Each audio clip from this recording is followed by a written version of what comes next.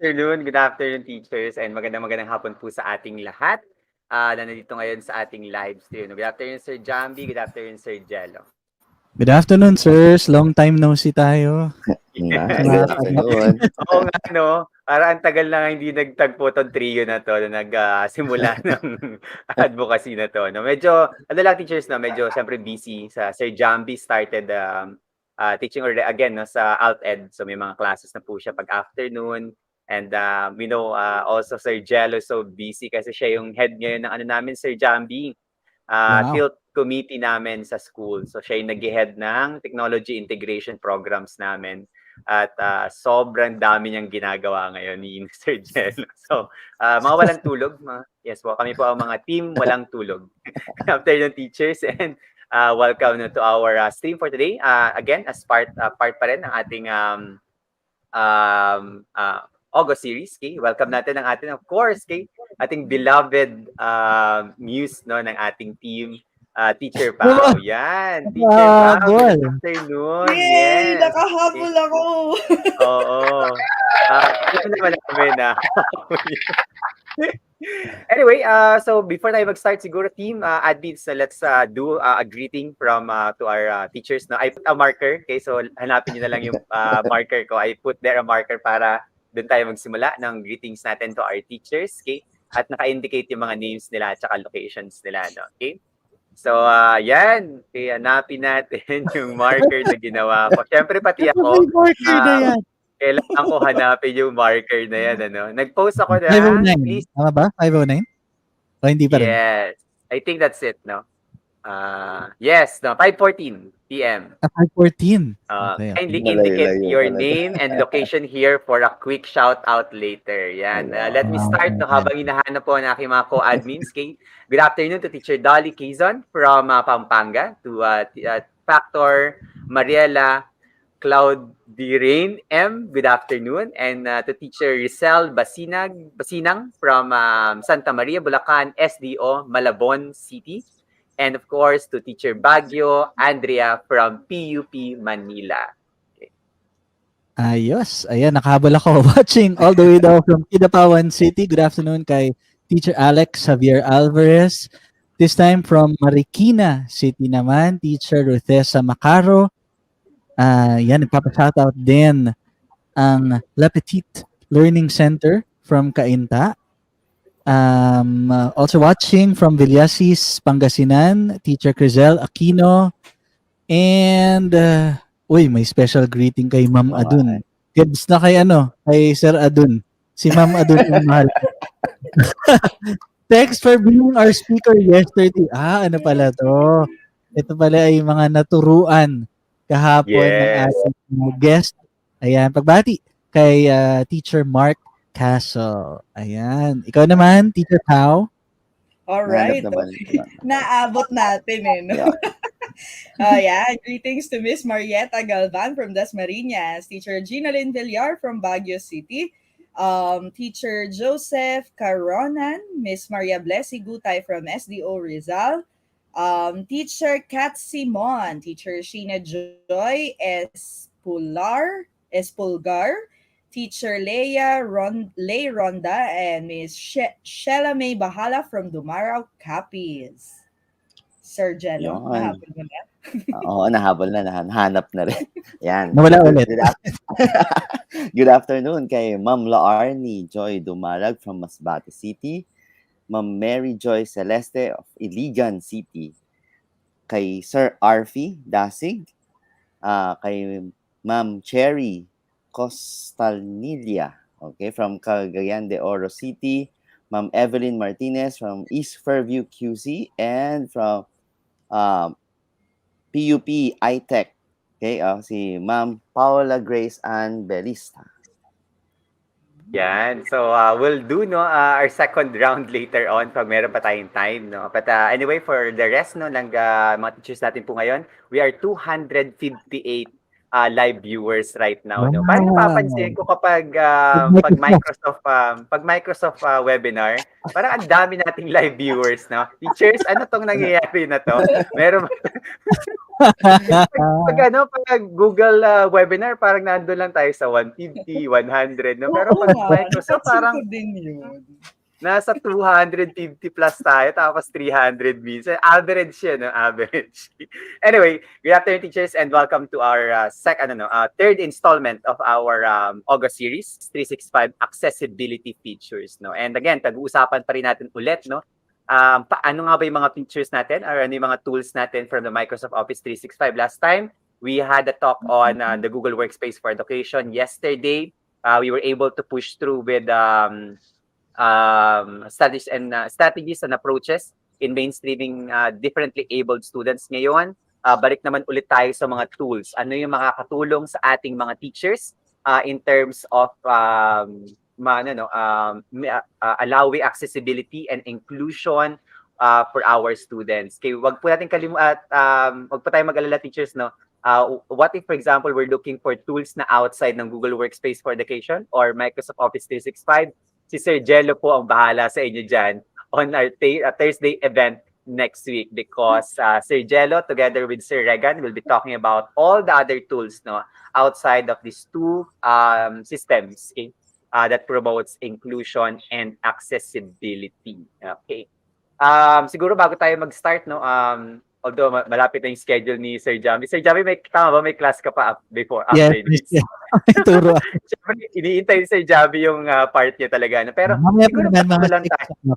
Yes, matagal-tagal pa. So bago lang siguro tayo mag-start is that gusto ko lang malaman yung opinions niyo, no, admins about dito sa context natin sa Pilipinas, lalo na pag pinag-uusapan natin itong mga tools sa pagdating sa accessibility and inclusion, okay, ano ang biggest challenge natin in terms of these tools, no, for accessibility and inclusion?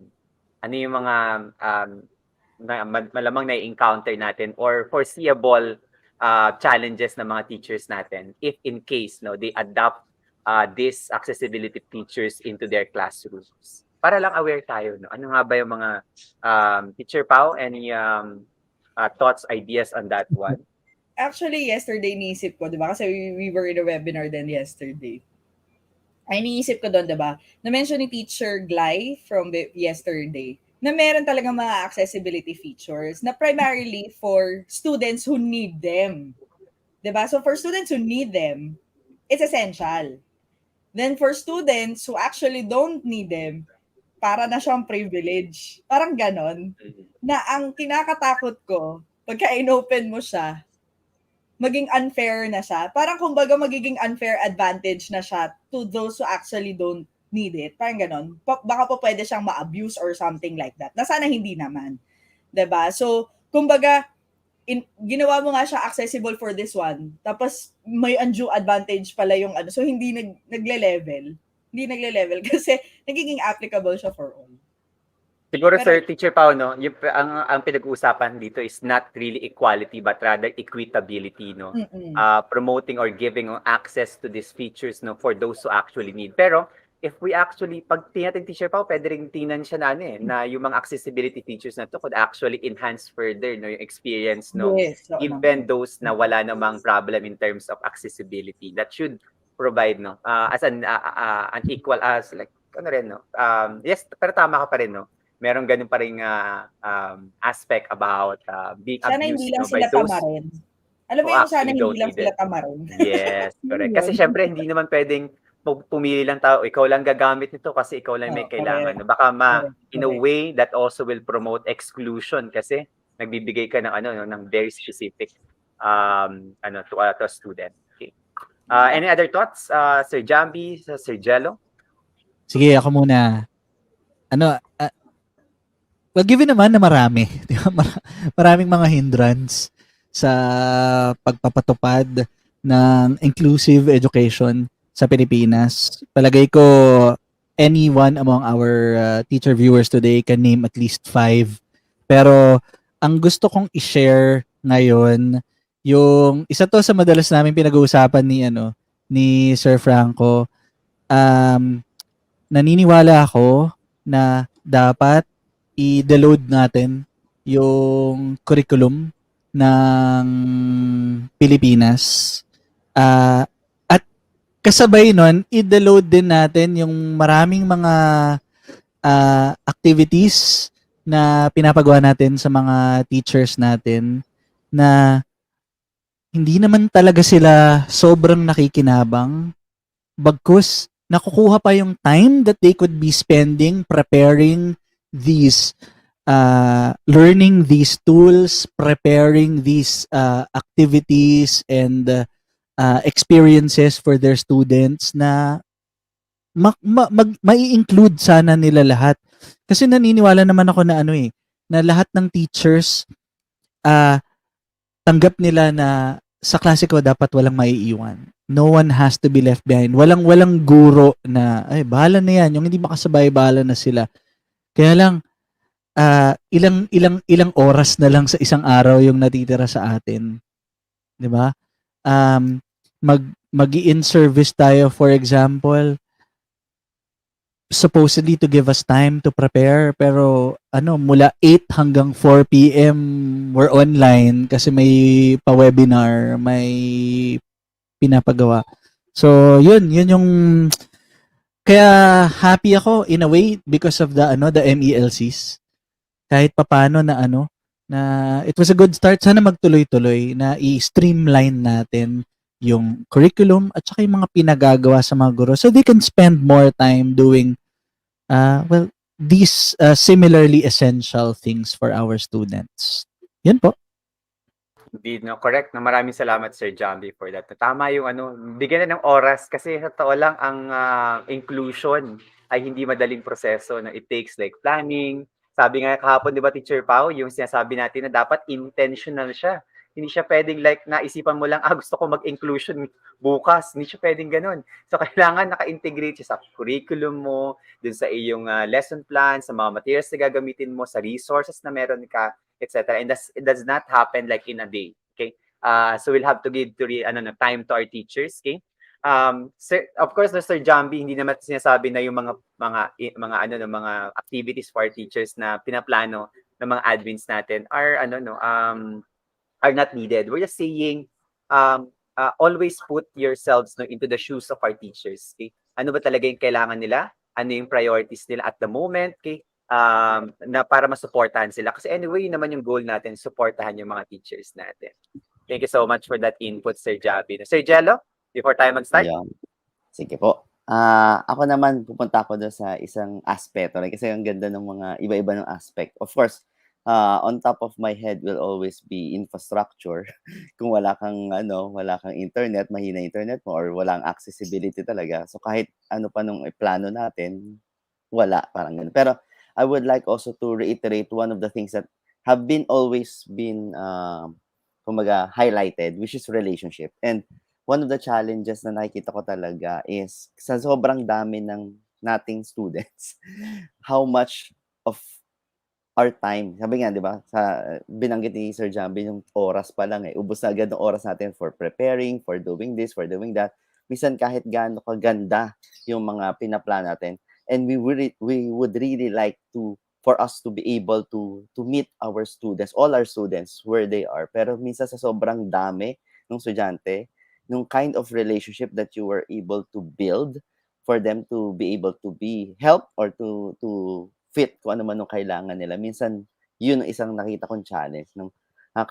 Mahalaga kasi nung relationship talaga sa atin as teachers to our students.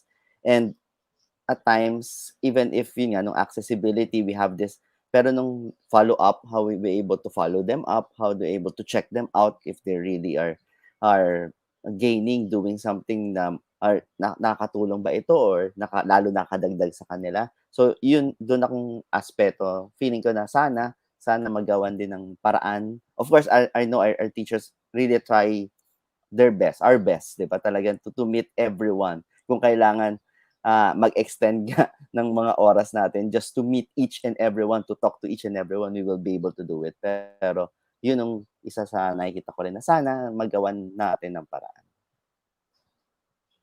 Thank you so much for that, Sir Jello. So, I think we've contextualized enough our session for today. At alam natin, lagi pag-uusapan pa rin natin. Saan tuloy-tuloy yung pag-uusap at talakayan tungkol sa accessibility at saka inclusion kasi habang pinag-uusapan natin yan, mas lumalalim at mas lumalawak yung pag-unawa natin about inclusivity and accessibility in education. Sir Jambi, let's proceed now to our first speaker for today, who will be talking about accessibility features of the Microsoft Office 365. Ayan, of course. Our first speaker for this afternoon is my sister. Ayan, pasok na. Ay, hindi, joke lang. Pakilala natin ng lubusan. My honor, as usual, our very first speaker, dear Kaagapay, is a faculty member of Assumption Antipolo. She is a graduate of business, a bachelor in business management from the Ateneo de Manila University, and acquired her Master of Arts in Mathematics Education at Nanyang Technological University in Singapore. She is, of course, also an MIE Master Trainer. Mga kaagapay, dear ladies and gentlemen, palakpakan po natin Miss Jessica Ann S. Adun. Good afternoon po. Good po. Magandang hapon po sa inyong lahat. Ngayon lang ako nag-Thursday. Di ba? There's always a first time. Good afternoon. Kasi first time na lumaki yung viewership ng Thursdays. Ganun ba yun? Ay, nag-walk out. Ayan, pinapag-walk out niya. Ayan na naman siya. Huwag ka mag-alala, Sir Jambi. Nasa background din ako. May host control. Anyway, Miss Jinky, before siguro tayo mag-start ng session mo, is like again, just like what we always do, is to ask you about what's the an overview of your session for this afternoon. Okay. Well, the whole training, for this afternoon, the whole webinar would be about the different accessibility features of Microsoft Office 365. So, I was listening kanina nga sa pinag-uusapan ninyo na there's fear that it might give an advantage to those who really do not need it. And I think Microsoft also has that in mind. Kasi mamaya pag nakita ninyo kung ano yung mga ino-offer nila, kumbaga kapag hindi mo na siya kailangan, magiging siyang useless para sa iyo. Parang ganun yung magiging dating niya. So hindi siya magiging advantageous. So in a way, it will really just help those who really need it. And ang maganda dito, hindi siya limited sa isang certain incapacity, kumbaga. So pinaghatian namin nung kasama ko mamaya si Sir Richard, pinaghatian namin kasi ang dami niya talaga. Kailangan namin, kumbaga, we had to really segment it and make sure na we are able to cover. Take note, we will be able to cover just the top of it. Ayan. So and then after the teachers will be free to explore more, 'di ba? Kung meron silang certain aspect na gusto nilang magamit. Thank you, Ms. Jinky. So we'll now start and begin with your session. Okay. And good luck, Ms. Jinky and teachers. Don't forget that we will have our evaluation link after the session for today for your certificates. Okay. Enjoy the session, teachers. Yeah. Enjoy po mga Google educators. Yeah. Okay. So again, good afternoon everyone. Sorry pag tumitingin ako sa baba. So tinitignan ko lang yung camera natin. So again, this is the topic that we will be talking about. I will be shifting on sa different tabs natin. So I hope that you will not get confused when I do remove the slideshow and then show you. I will be showing you some of the features kasi actual. Ayan. So para talaga matry din natin siya. Okay. Ayan. All right. So again, I'm Miss Jessica Ann, no? S. Adun, or of course, Jinky. So I'll be talking about the different 365 accessibility features. This picture, no, image is actually from the Microsoft Education Center. All right. So let me just zoom in on the top part there. Okay. So it says here, accessible technologies to help students with disabilities unlock their full potential by addressing the diversity of needs. So what we have here, no, what Microsoft is catering to its users, no, is that it will give no support no for students, okay, those who have inclusive, personalized, no, non-stigmatizing tools. Ayan yung binibigay talaga niya, no, and it starts from the early grades until graduation. So madami siyang iba't ibang mga ino-offer. So it also prepares all students no to be independent with workforce ready skills for higher education and as they begin careers. Because take note, Microsoft Office 365 is not just for education. No, if they do decide no to work after and they will still make use of these applications, then magagamit at magagamit pa rin nila. At ang maganda po doon, gamay na rin nila no yung mga applications na available for them. No? And lastly, no, knowledge to advocate for the technology and tools needed to be successful and independent in the workplace and life. So again, not just for school, no, pero even after school, dapat maging ready. And dapat hindi magkaroon no ng unfair advantage no yung mga walang certain incapacities or certain yung iba ang kanilang ability. So yun yung makikita natin dito na gustong ipakita no ng Microsoft. Okay, so going back here, no, we have, I know it's small, okay? I really intended it na para hindi niyo po makita, okay? So pero meron po tayo ditong 1 2 3 4 5 6 7 8. Okay? So 8 po 'yan. Paghahatian po namin pero hindi fair.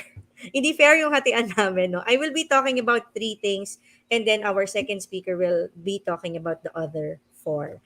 And so let me first let me jump no to our first one. Okay. So the first set no of tools that we have no would cater to reading, writing, and math. Okay. So it says here, learning tools are a set of inclusive features available in a wide range of platforms that assist all learners in reading, writing, math, and communication. So ayan, yan din po yung reason no bakit sa akin tatlo kasi ito pong isang part, tatlo na agad siya, no. So medyo madami na po siyang i-cover. Okay? So most likely din po no you will be seeing recurring tools no that are going to be useful in different aspects. Okay? So kasi syempre para mapakita niya kumbaga how powerful each tool is. So what do we have for reading, writing, and math? Yan. We have these six no available tools or applications. First one no is the Immersive Reader. Yan. And then we have Office Lens, okay, wherein you can independently digitize materials. There's also the dictate content no across Office 365. We also have the word prediction to assist with writing, breaking content in smaller parts with headings in Word, and then built-in math tools in OneNote. So I'll be trying to cover no a majority of these different tools that we can make use, and as I said no yung iba po ipapakita ko din sa inyo in actual. Yan. So, Immersive Reader po muna tayo. This is one of the famous accessibility feature no of Office 365. No, it's a free tool no that aids with the independent reading and comprehension. Okay? At ang maganda po dito, it lives in so many different apps and platforms across the Office 365. So it is helping readers with many different aspects of learning. Okay? And there are different features, no? Papakita ko mamaya, different features niya. It can read text out loud. It can break text into syllables, no? It can provide options for visual layout, It can show spacing, no, between lines and letters or color themes. And then also it's available in over 65 languages kasi pwede rin po siyang mag-translate. No, so bakit mahalaga na meron tayong immersive reader, especially for those who are having difficulty with reading, those who are slow, no, readers, 'di ba? Para din maka-catch up sila slowly, ma-practice nila, no? Sometimes importante din na naririnig nila kung ano yung binabasa nila. So I'm going to pull out from my slide, no, and show to you, no, what immersive reader is. So for this one, I am using the immersive reader in my for a while. Ayan. So in my OneNote. Ayan. So pwede rin po siya sa Word. Ayan. Marami pong pwedeng pagpuntahan ng immersive reader. So I copied this whole thing, no, sa Microsoft Education Center at gagamitan po natin siya, no, ng immersive reader. Ayan. So kalam po hanapin natin siya. Ayan. Okay, so nasa view, okay, tas nakita niyo po ito, may immersive reader. So this one, no, anybody can read this naman. So but if I click immersive reader, ayan, antayin lang po natin. Ayan. So naiba po, no, kung ano yung pwede nating makita. We can adjust, no, the voice settings here. Okay, so pwede nating palitan. Ayan, pwede nating bagalan or bilisan yung nagbabasa. Okay? So let me try to put it at ayan, at 1. And then pwede nating lagay kung female or male yung nagbabasa. And then we just press play. Immersive Reader. The Immersive Reader is a free tool that aids with independent reading and comprehension. Because it lives in so many different apps and Okay, so ganun po, no? Sir Franco, narinig po ba yung pakita kanina? Okay, thank you. So ganun yung ginagawa ng immersive reader. So again, pwede pa rin po natin siyang bilisan, bagalan lalo, no? So para at least kung kumbaga yun nga, nahihirapan magbasa, di ba, nahihirapan humabol, lalo na sa mga early graders natin, no? So they can make use of this and change it to immersive reader. Pwede nilang gawin per word. Kunyari ito, hindi ko mabasa ito. Paano babasahin tong word na ito? So pipress natin. reading. Reading. Okay. Reading. Reading. Okay, 'di ba? Ganon, no? Pwede nating ma-practice 'yan, no, yung tamang speech, tamang pronunciation ng words natin. And then we also have here sa taas natin, no, may 3 parts tayo. May text preferences. Pwede pa natin lakihan kung kailangan, no, or liliitan, depende kung ano yung need, no, nung nagbabasa. No, we can increase the spacing, yan, or bawasan natin. This is very, very important, no, para dun sa mga merong reading problems, no, yung may mga dyslexia minsan, di ba, yung pag madaling maglabo-labo yung mga letters natin yan, pwede nating palitan even the color, even the font, no, we can change it, yan, so naka-default lang siya ng Comic Sans.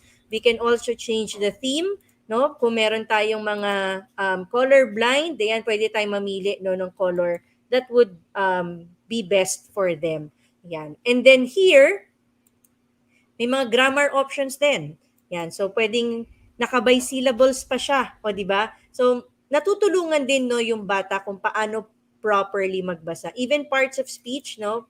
Pag inon natin yan, so lahat ng nouns, ayan, mag-highlight siya, lahat ng adjectives, and so on and so forth.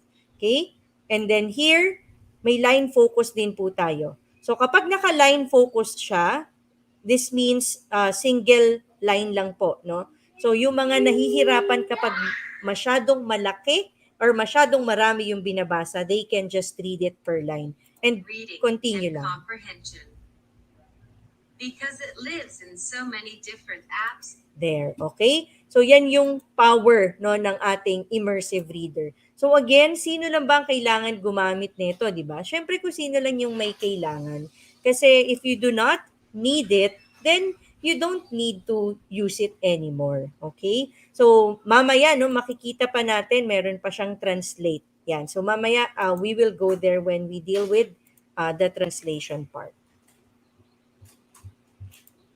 Okay, sandali lang po. Ayan. So let me go back to my slide now. So that's Immersive Reader.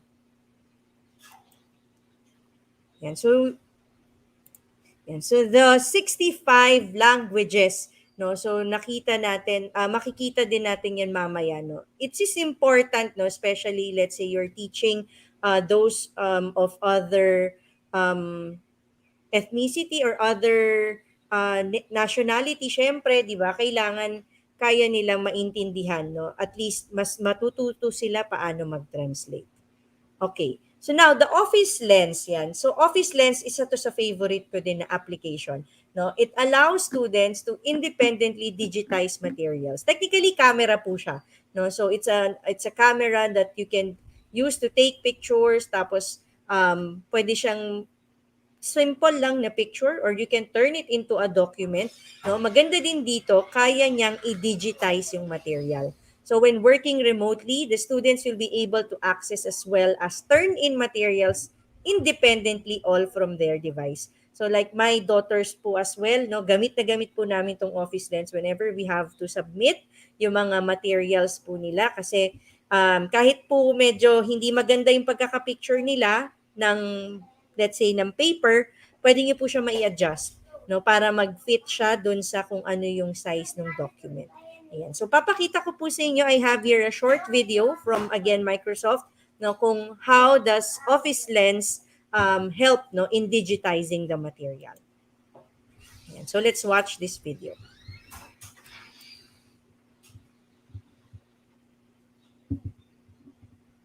Open the Office Lens app on the device. Choose Document as a format. Once the document is centered, take the picture.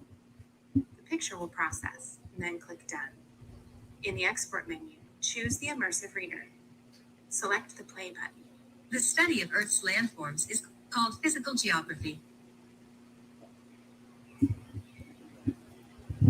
Ayan. So, sorry hindi ko kayo nabigyan ng heads up, no, na medyo mahina pala siya. Pero I hope you were able to get it. Ang galing, di ba? Pinicturean lang po, no, yung any material na meron siya mga text and then it will just take time and then pwede mo na siyang i-immersive reader, pwede na ring basahin. So, kapag nahihirapan pa magbasa nga ang isang bata or meron siyang difficulty sa pagbabasa, pwedeng makatulong yung immersive reader sa kanya. Okay. So, that's Office Lens. Okay, next. Ayan, dictation or speech to text, no, is available across multiple platforms. So this allows students to speak into a device and the written text will appear in the program. So it is a quick and easy way to create drafts, outlines, notes, or just get thoughts out into text. Now, this is available in Word. There's also in Outlook, in OneNote, and also here in PowerPoint. So yun nga, no, maganda pag kunyari gusto mo na mag-brainstorm, ganyan. So pwede nating ipa-open yung dictation o kaya try natin sa bata, no, na magamit siya. Of course, it's not really best, no, na yun na yung ipasa nila na papel, di ba? Kasi syempre, magsasalita sila, they can ramble on, no, and then they can fix it, no, and make their thoughts, no, more cohesive. Mas mapapaganda po nila yan. So let me go out of my presentation again at papakita po natin, no, dito. Yan. So sana mahanap po siya. Ayun, okay? Meron tayong mic button po dito, no, that says dictate. Ayan. So pag kinlik natin, ayan. Okay, mag-i-English po ako, ha? Kasi syempre, English po yung kanyang mode. Alright. Ayan. Good afternoon, everyone. So my name is Miss Adun. Okay, and today we are going to learn about Microsoft accessibility features. And stop. There. Okay, so ganun po yung ginagawa niya, di ba? Siyempre, meron siyang mga hindi kayang maisulat, no? So, aayusin na lang natin yung add-on, no? Ayusin na lang natin yan. Pero, those of with difficulty in writing, di ba? Pero minsan, may mga ganun po tayong estudyante, no? Yung ang galing-galing niya magsalita, pero kapag isusulat na niya, minsan nahihirapan siya. 'Di ba? So minsan pwede din makatulong 'to. Pwede din natin sila mabigyan ng idea na sige, sabihin mo muna ng sabihin 'yan, no? And then after you will see kung ano yung thoughts, no, that you can work on. Yan. So yan po yung dictate feature po natin. Ayan. Okay. So next, tutuloy po tayo. Sandali lang po ha. Ba't siya umusog? Sige. Anyway.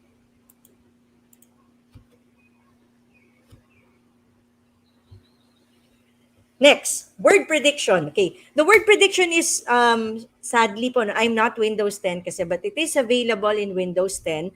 So it uses text suggestions to also assist with the writing in a word processing program. So as students enter in the first letter or letters of the words, magpe-predict siya. So kung ano po yung nakikita natin minsan sa cellphone, di ba, meron siya mga words na tinatry i-predict.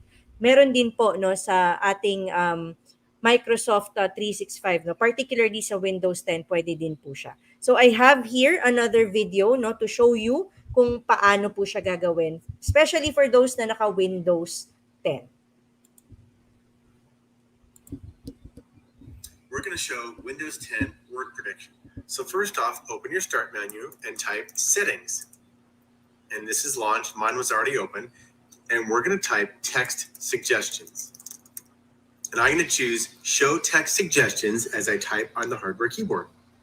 Now you can scroll it right here. This is the one you want, hardware keyboard, and we're going to turn this on. Show text suggestions as I type. So now I'm going to pull up Microsoft Word, and I'm just going to start typing. So here I am, PRO, and it's giving me suggestions as I type, just kind of like those suggestions on your phone. This is great for people with dyslexia, dysgraphia, and it could be very helpful for people with mobility impairments. So I typed another word, and this is not only in Word, I can go into something like Notepad. This works in Notepad in the same way. It works in PowerPoint, Outlook, all of your Windows apps. And just as a reminder, if I go back to settings, this is under text suggestions for the hardware keyboard. Show text suggestions as I type. There, o diba? So ang ganda rin niyang feature talaga, no? So para pwede rin po natin siyang magamit, no, ma-maximize, no. And then again, kapag hindi mo naman kailangan 'yon, at nakabukas yung text suggestion sa iyo, may inis ka, 'di ba? So tatanggalin mo siya. So it's only for those who really need it. Yan. And then the next tool, ayan. So still, no, on reading, writing, and math pa lang po tayo. Okay, so we have the math tools in OneNote. It can take handwritten equations and not only convert it to text, but also outline the solution steps. So students who are having difficulties with math, okay, yes, no, considered siya as an accessibility feature. No, they appreciate this because it helps them, no, when they have to try to visualize equations on a graph and they don't have to ask for help. So all of this can be done right on their own device. So papakita ko po ulit. I think I was able to show this before, no, sa isa sa mga webinars po natin, no. Pero pakita po ulit natin dito in case hindi kayo nakanood nun. So again, I'm in OneNote. So this time I'm going to draw. So let's say isulat po nung bata, no, x, okay, kunyari x squared minus 1 equals 0. Yeah. Okay. And then you just have to select and then click natin yung math. Okay? So, ang pangit po ng 2 ko, so hindi po niya mabasa. So, pwede nating i-fix. Yan. So, this one, no, we can, pwede ko pong burahin. Yan. Palitan natin ng 2 talaga. Ayan. Okay. So, select again and math. X squared minus 1 equals 0. All right. Okay, so ink to math, ginawa niya, nire-write niya. Ano pa yung pwede niyang gawin? Okay, let me undo that. Select po ulit natin. Ayan, so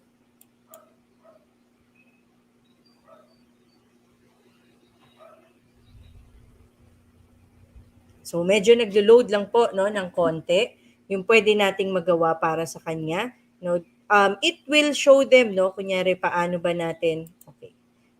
How we can show that, no, paano natin magagamit yung math. Ayan, may select an action na siya. So do I want to solve for x?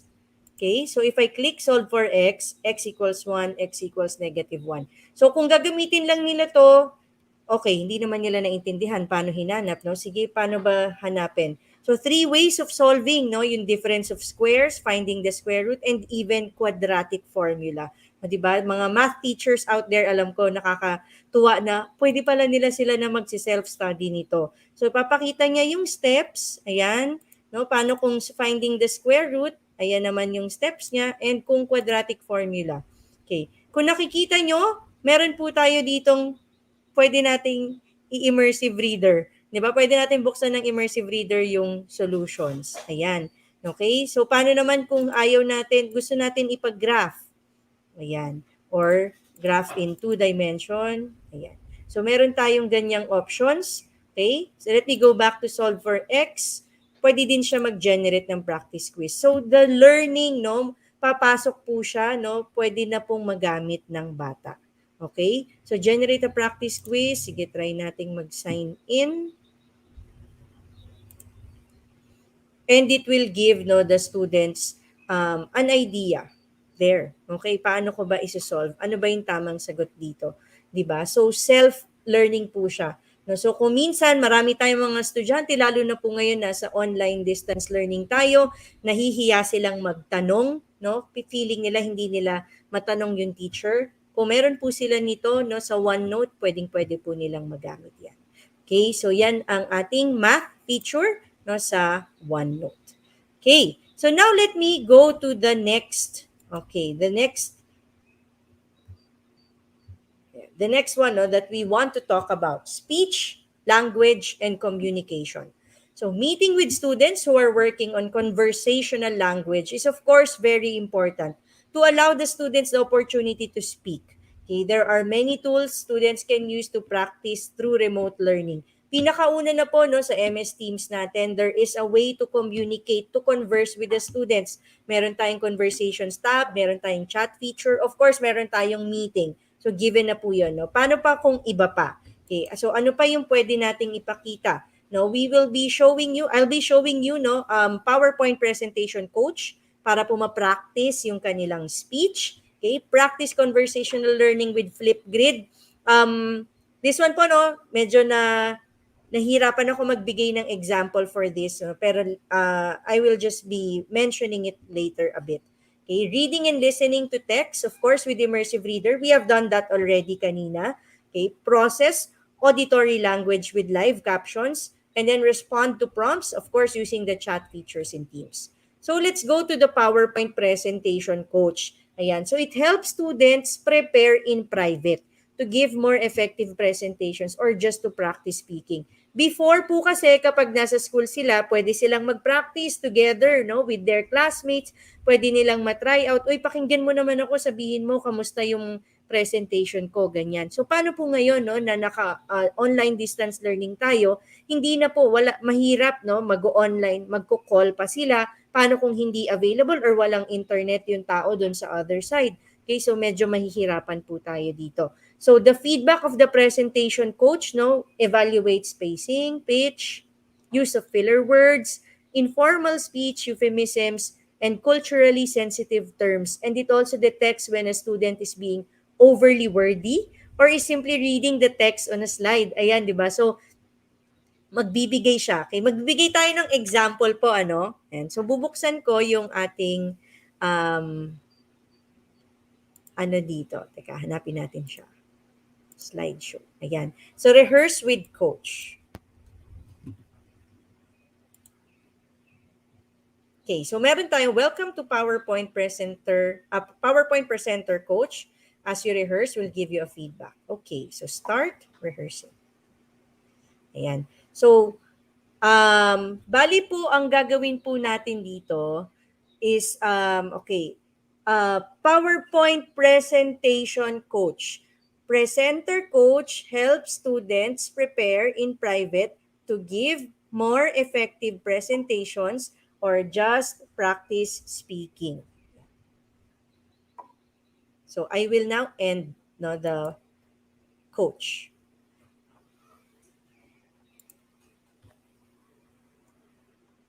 So here, no, we have a rehearsal report. Okay, good job rehearsing. Keep up the hard work. So may 2 slides. Your pace is just right. Okay, so papakita niya yung pitch natin. No? Try increasing the tone for your key points.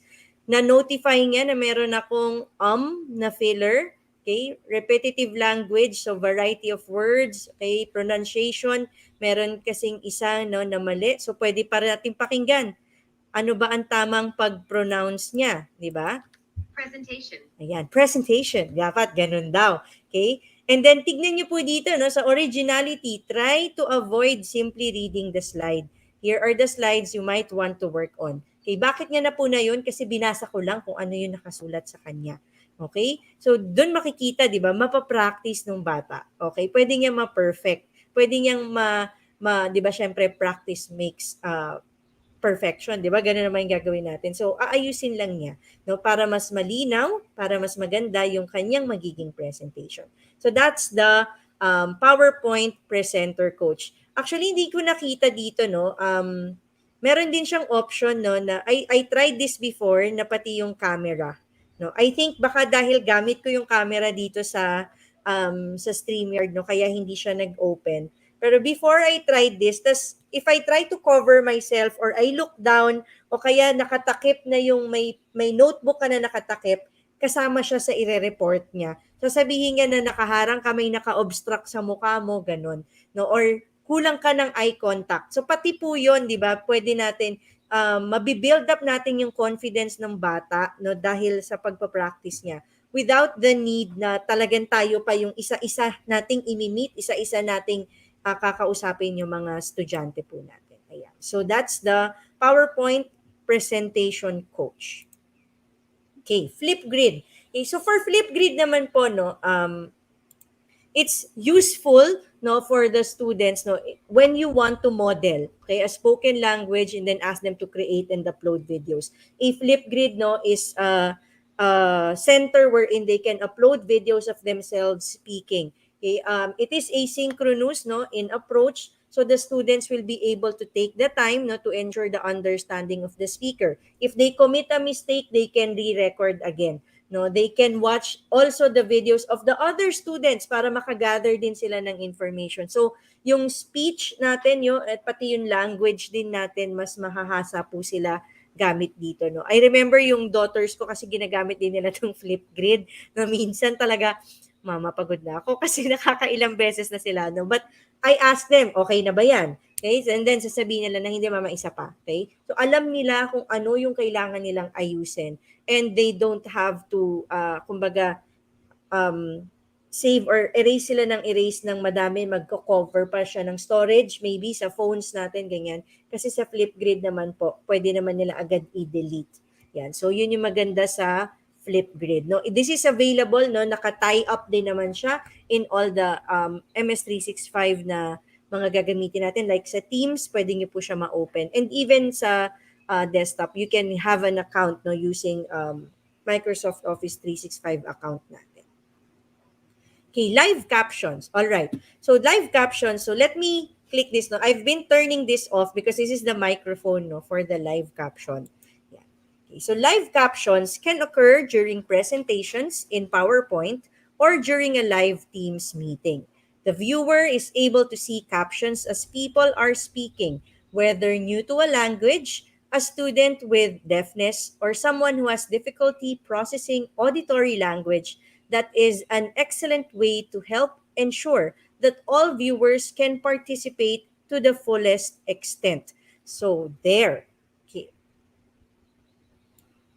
Ayan, okay. Sarado ko na ulit, di ba? Kasi syempre pag English, pag Filipino, hindi niya kaya unless, of course, you change the subtitle. No? So, it's very helpful no for live captions, especially if, of course, let's say this one, no, I do not have a presentation with me and I just say this no out loud. Those with hearing difficulties no will not be able to understand me. No, pwede siyang makapag-lip read, no, but of course the caption helps a lot. Okay, so I'm going to close this again and you can see here, meron po tayong always use subtitles. Okay, so may option siya saan natin ilalagay. Sa bottom ba, overlaid, top, overlaid, below slide, above slide. So yung kanina ko, nasa below slide siya. So pwede nating i-top overlaid yan. Spoken language is US. What if yung subtitle natin, papalitan natin? Ayan, try natin, no? May Filipino po pala. Alright. So let me open this slide again. Alright. Okay. Nawala siya.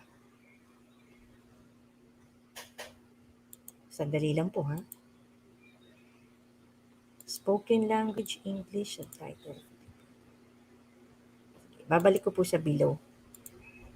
Baka mas gusto po niya doon. Okay. And let me go to this slide now.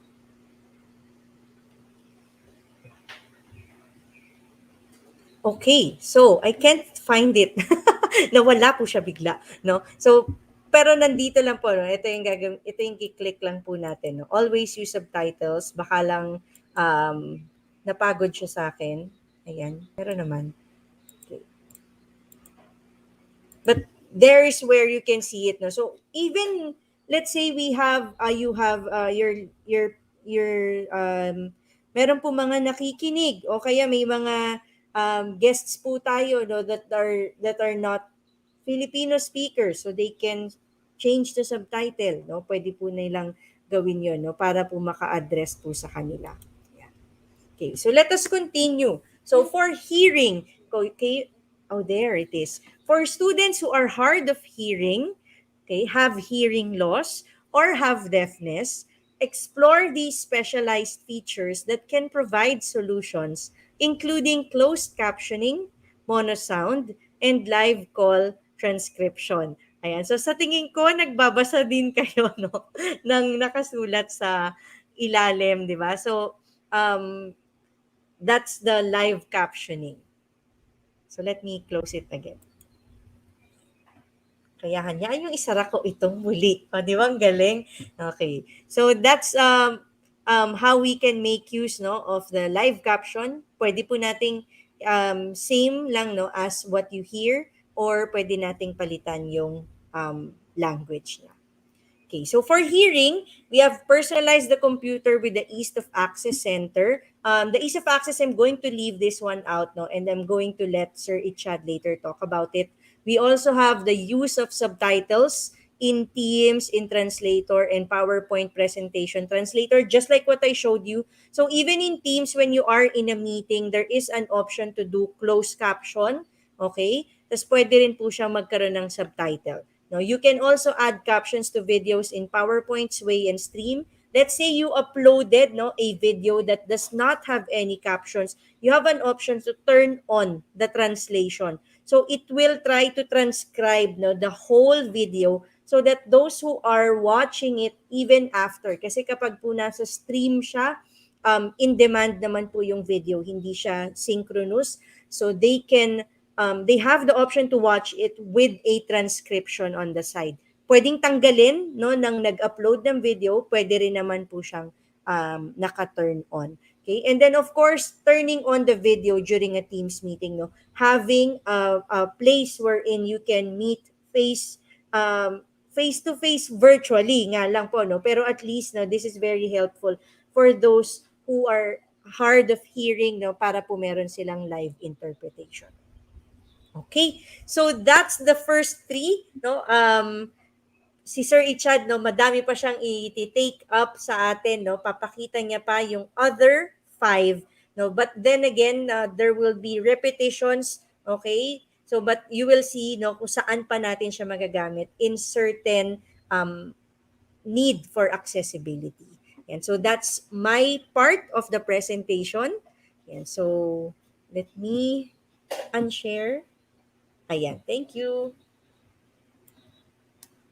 So, ayan, hindi ko nakikita yung mga comments. Kamusta kayo? Sabi ko din sa sa background, sabi ko, ba't ang daming wow moments lagi, no? Pag Microsoft yung natin. Nagulat ako dun sa Filipino subtitling. Kasi sabi ko, hindi yan nagagawa pa ng ng ibang mga application. Example, experience ko sa Google Workspace. Kasi isa sa mga hinahanap ng mga users na yung to be able to use it sa Philippines sa pag-subtitle. And nakita ko kanina kung paano siya live subtitling habang nagsasalita si Jinky. Sobrang amazing, di ba? amazing, oo. Pero anyway, at saka ang dami, ang ganda ng ng mga accessibility features. Talagang it definitely will promote inclusion in the classroom across different kinds of learners, across different kinds of users, no. Pero meron lang isang tanong baka lang makalimutan kong tanungin Miss Jinky. Meron isang tanong kanina from Sir Jobert, okay? Hindi ko lang mahanap na kasi medyo malayo na. Ang dami ng wow and ang dami ng thank you dun sa natin sa ating chat box, no. Pero ang question is basically is that yung bang kanina yung sa OneNote, yung nagtuturo siya sa solutions, etc. I think that's the context of Sir Jobert. Sir Jobert, paki-correct na ako if I'm wrong. Is that tanong niya kung accessible ba siya via the mobile application or tablet applications? That I haven't tried. Okay? Siguro po, no, when Sir Ichad has his turn, no, silipin ko kung meron siya sa mobile and sa tablet natin, no. And then babalikan ko po, no, mamaya. No, kasi honestly sa OneNote, it works sa browser. Kung naka-browser po, pwede din po kasing buksan ng bata, no, ang OneNote natin sa browser in case na hindi siya gumagana sa mobile application, then they can do the same thing kasi it works sa browser natin. Sa desktop app ko po, no, since I'm using MacBook, madaya siya, ayaw niya, walang math feature, no, pero sa Windows meron po. So kumbaga namimili lang ako kung okay, magba-browser ako for this one. Yan. Sige, Sir Jobert, yan, thank you for that question. No, babalikan kita, titignan ko siya sa phone ko and then sa tablet din, no, para makita natin, no, kung pwede din ngang magamit ng mga bata yung kanilang mobile devices. Kanina, no, segue lang na question, no. May question kay Teacher Hoben. Bakit daw yung equation kanina ay equals -1? So, paki-solve daw ulit mamaya. Lang yun, segue lang ni Teacher Hoben. Napansin niya parang x squared, no, something like that equals negative. Sabi niya parang hindi daw yata. Pero anyway, that's out of our our discussion today. Pero challenge lang syempre, Teacher Hoben. Syempre kailangan natin i-correct na kung itama yung mga content pag may mali, no. Kasi nagtuturo tayo ng math. Pero sobrang galing, no. Sobrang galing kanina nung sabi ko, it is when we're talking about like independent learning, Teacher Pao, like students will actually be guided properly lalo na pagdating sa mga math lessons. Kaya nga sabi ko kanina, Teacher Pao, tsaka Miss Jinky, we will have to definitely have a complete walkthrough ni OneNote kasi parang surface pa lang ni OneNote yung nakikita natin pero parang ang dami na niyang pwedeng ibigay sa atin. So abangan po natin sa September yung complete walkthrough ng OneNote natin. Ayan. Okay? Siguro so, Sir Franco, no, i-add ko lang, no, siguro kasi baka mamaya worry din ng ibang teachers natin. Di baka mamaya doon na nila isulat para makuha na nila yung sagot. Di ba yun yung minsan fear natin na baka gawin nilang pang copy, no, ng kanilang It will really depend po, no, kung paano natin ipapakita itong feature na to at para saan gagamitin ng mga bata. We show this to them as a feature for them to learn to study it on their own, di ba? And then of course, yung integrity po ng bata, no, kapag nagsasagot siya, i-instill lang po natin na okay, so for this one, do not use the OneNote. Tignan natin kung nagwo-work, kung kaya nyo na ba siya. So I think yun lang din yung kailangan lang natin i-process sa mga bata na mabuti, that it's meant to help them learn, no? But then after, dapat kakayanin na nila on their own. So yun lang, gusto ko lang isingit yun.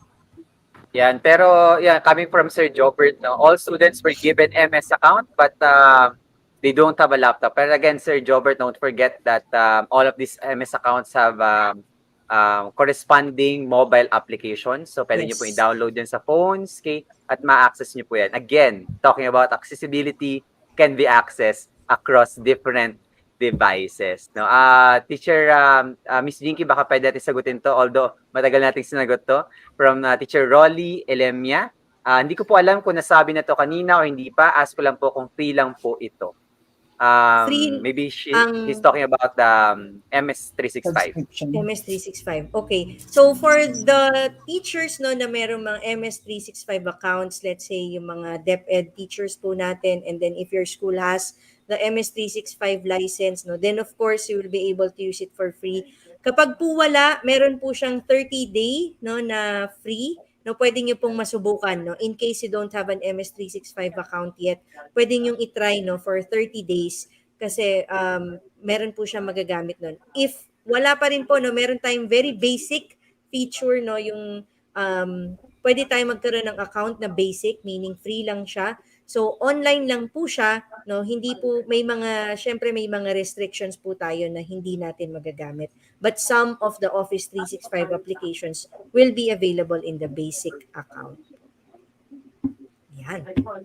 Okay. So maybe we can now proceed. No, Miss Jinky will now park you for the meantime sa ating background. Okay. Okay. Teacher Neil, sige. Park naman si Miss Jinky sa background. I will answer more of your questions later during our panel discussion with Miss Jinky and our second speaker. Thank you, Miss Jinky. We'll see you in a while. Okay, Sir Neil, concern Sir Neil, hello po, wala po bang step-by-step copy na namin na take? Don't forget, Teacher Neil, that this is can be replayed over and over and over again. Okay, so pwede po itong paulit-ulitin, balik-balikan, at tingnan ng mas masusi. Pero bilang request din po na sinabi po ni Sir Jobert kanina, nag-request ng presentation, we will ask from Miss Jinky if we can publish the presentation that she used for today's session, and we'll definitely send it to you via our Facebook page at Kaagapay Teacher Support. Kung wala pa tayo sa Kaagapay Teacher Support, punta na tayo and we'll send you that one. Okay? So, Teacher Pao, siguro no, but while we're waiting for our speaker, I think nagkakaroon ng technical problem ang second speaker natin, no? So, but for the meantime, maybe we could entertain some questions, okay, or maybe insights, Teacher Pao.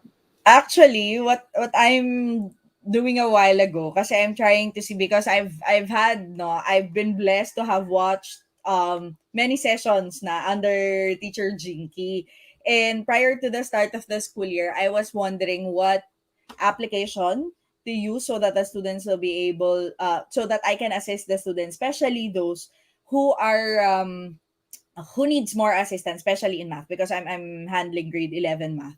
So because I saw from Teacher Jinky that math equation, and I was able to access that, I was amazed, no, at how easy it can actually be done. No, as in, malaman mo lang, half step ka na nandun kapag ka nalaman mo na meron palang ganun.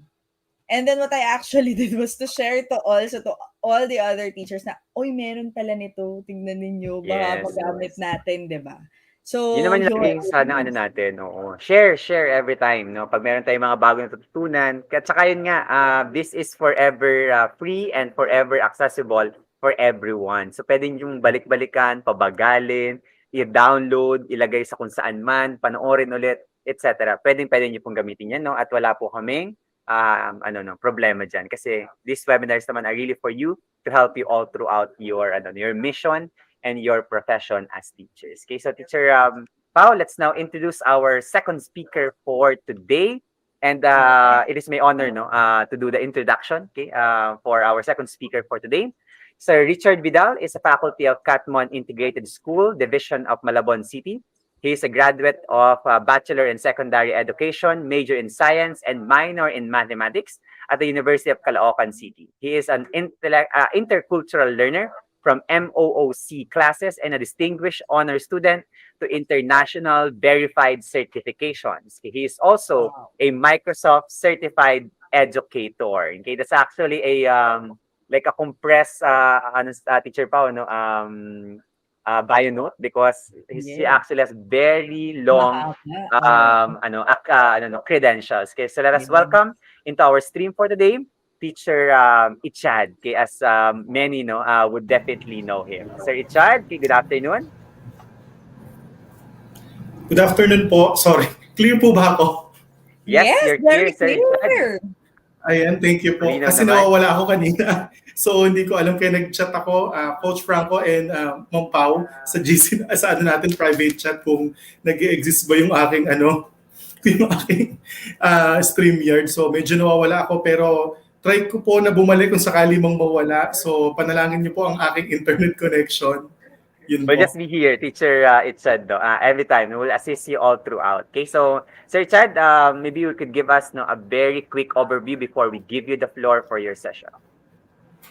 So, yun, thank you. First of all, syempre, thank you muna, Coach Franco, for inviting me to talk about the Microsoft Office 365 accessibility feature. So, I will be discussing yung mga hindi na-discuss ni Miss Jinky. And thank you, Miss Pau, sa opportunity na to na binigay niyo sa akin na makapag-talk sa ating mga KTS family sa Agapay Teacher Support. No? Sobrang ina-admire natin yung mission ng KTS talaga para sa mga teachers natin na matulungan sila, especially na magbubukas na ulit yung ating school year. So, yung i-discuss ko today is just a continuation nung diniscuss ni Miss Jinky. Sana makuha ko yung ibang mga parts like flip grid, try natin pumasok. So, yung mga ibang mga hindi na-discuss ni Miss Jinky ay matry nating mapasok at mabigyan natin ng justice tong ano na to. Itong iba pang accessibility features ni Microsoft na available for all of us to use and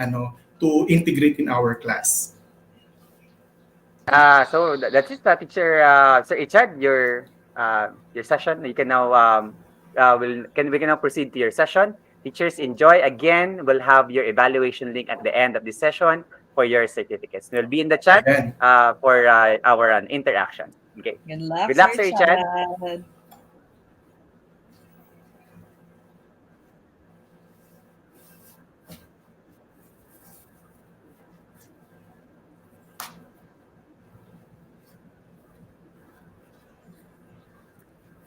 Thank you, Sir Franco and Miss Pao. Yun. Salamat po. So magandang hapon po ulit sa inyo. Ay, gabi na pala. So let me share my screen.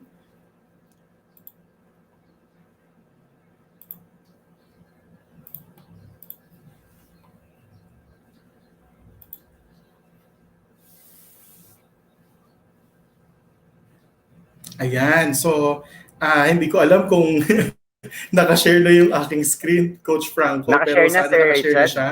Yes. Ayan. Nakashare So na, thank Sir you po. Richard.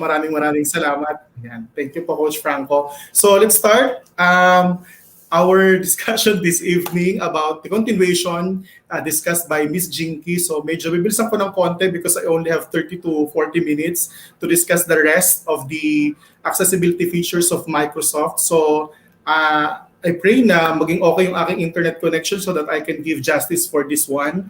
So early on, diniscuss ni Ms. Jinky about the accessible technologies that helps our students with disabilities unlock their full potential by addressing the diversity of needs. So isa sa mga pwede nating makita when we are discussing accessibility features is the step up of different educational technology company when it comes to accessible education. So dapat nagiging accessible yung technologies hindi lang para sa mga normal na students. So for mainstreaming, katulad ng diniscuss kahapon ng mga speakers from DepEd, yung si Professor Therese, yung basta sa napanood ko. So dapat nag-i-step up din yung ating mga companies, for example, this Microsoft for education na mga learning tools na meron siya at available. So, importante na nagkakaroon ang mga bata natin ng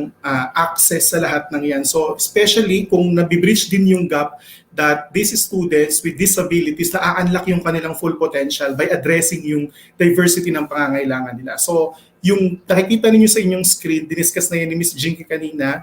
So, I'll give also additional information for the other things na na-discuss. So, alam natin na mahigit 1 billion, actually increasing pa yan based sa datos ng Microsoft Education that require accessible technologies. Hindi lang estudyante, even teachers, even yung mga graduates natin. Kaya nga, sa larangan ng pag-aaral at sa larangan din ng iba't ibang ano ba tawag ito, katulad ng sports, ayan. So, binibigyan natin ng importansya yung disabled. Kaya nga yung Olympics, may Paralympics. So, di ba, binibigyan natin sila ng kakayahan dahil bahagi sila ng pag-i-innovate na ito ng mga technology. So, we have different disabilities, no, that come in many forms, both visible and unseen, no, na kailangan ma-address para ma-bridge yung gap at matugunan yung mga available, accessible technologies na to, no, yung pangangailangan nila. We have colorblind, low vision, and blind for visual, di ba? Hearing, yung mga hirap makarinig, katulad ng mga diniscuss ni Ms. Jinky kanina, yung iba sa kanila ay po pwede nating ma-address sa pamamagitan ng mga accessible features na meron si Microsoft and tools and platforms na po pwedeng maibigay natin sa kanila.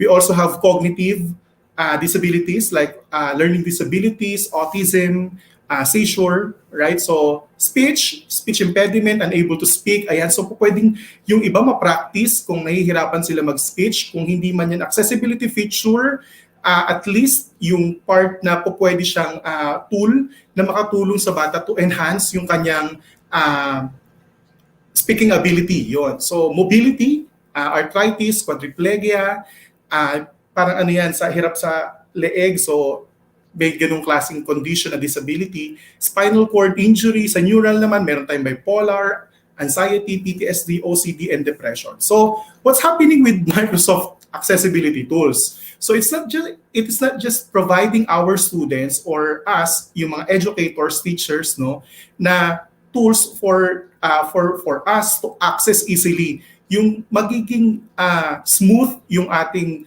transaction sa technology na to, no? But if you want to level up the game pagdating nga sa educational technology, no, kailangan hindi lang accessible, kailangan even yung mga disabled na-assist sila ng technology. So we have accessible technology na feature, no, katulad ng mga diniscuss last week ni Mrs. Stephanie Howell from Google Workspace for Education, no? Meron din si Microsoft na iba't ibang mga accessible features and tools and platforms na pwedeng makatulong sa mga may disability para maging smooth pa rin yung kanilang pag-aaral. So, what is accessible technology? Balik ko lang bago ko ituloy yung mga parts na hindi na i-discuss ni Ms. Jinky na i-discuss ko rin sa inyo ngayong gabi. So, being accessible to users relates to two matters. Okay, una, yung device na ginagamit. So dapat, 'di ba, meron katulad kanina may nakita akong comment, hirap daw yung kanilang hindi naman hirap, parang wala silang laptop, may MS o Microsoft Office 365 account pero walang means yung bata na magkaroon siya ng device. So anong ginagawa ni teacher for that? So accessible ba yung device naman? So kung meron nga siyang free na account pero wala naman siyang material or device, so parang medyo mahirap pa rin yun. And second is the content. So kailangan hindi lang nag-exist yung feature na yon, kung hindi tayo mismo tinuturo din natin sa bata so that nabibridge nga yung gap para doon sa pagkaintindi nila sa paggamit ng technology. So accessible technology embraces universal design principles supporting the widest group of users as possible. So ito yung nakikita natin na meron sa mga devices at technological devices na ginagamit natin sa classroom natin. At isa sa Microsoft sa nakikita natin na talagang nile-level up niya yung game niya. So ngayon papakita ko sa inyo ibang mga features din, accessibility features and tools nga ni Microsoft na gumagamit naman ng assistive technology. So ano naman yung assistive technology? No? It includes assistive, adaptive, and rehabilitative device for people with disabilities and also includes the process used in selecting, locating, and using them. So, di ba parang ang common factor nga dito, paano natin binibigyan ng greater independence yung mga users natin. So it allows them to achieve and perform tasks that they were previously unable to or found difficult.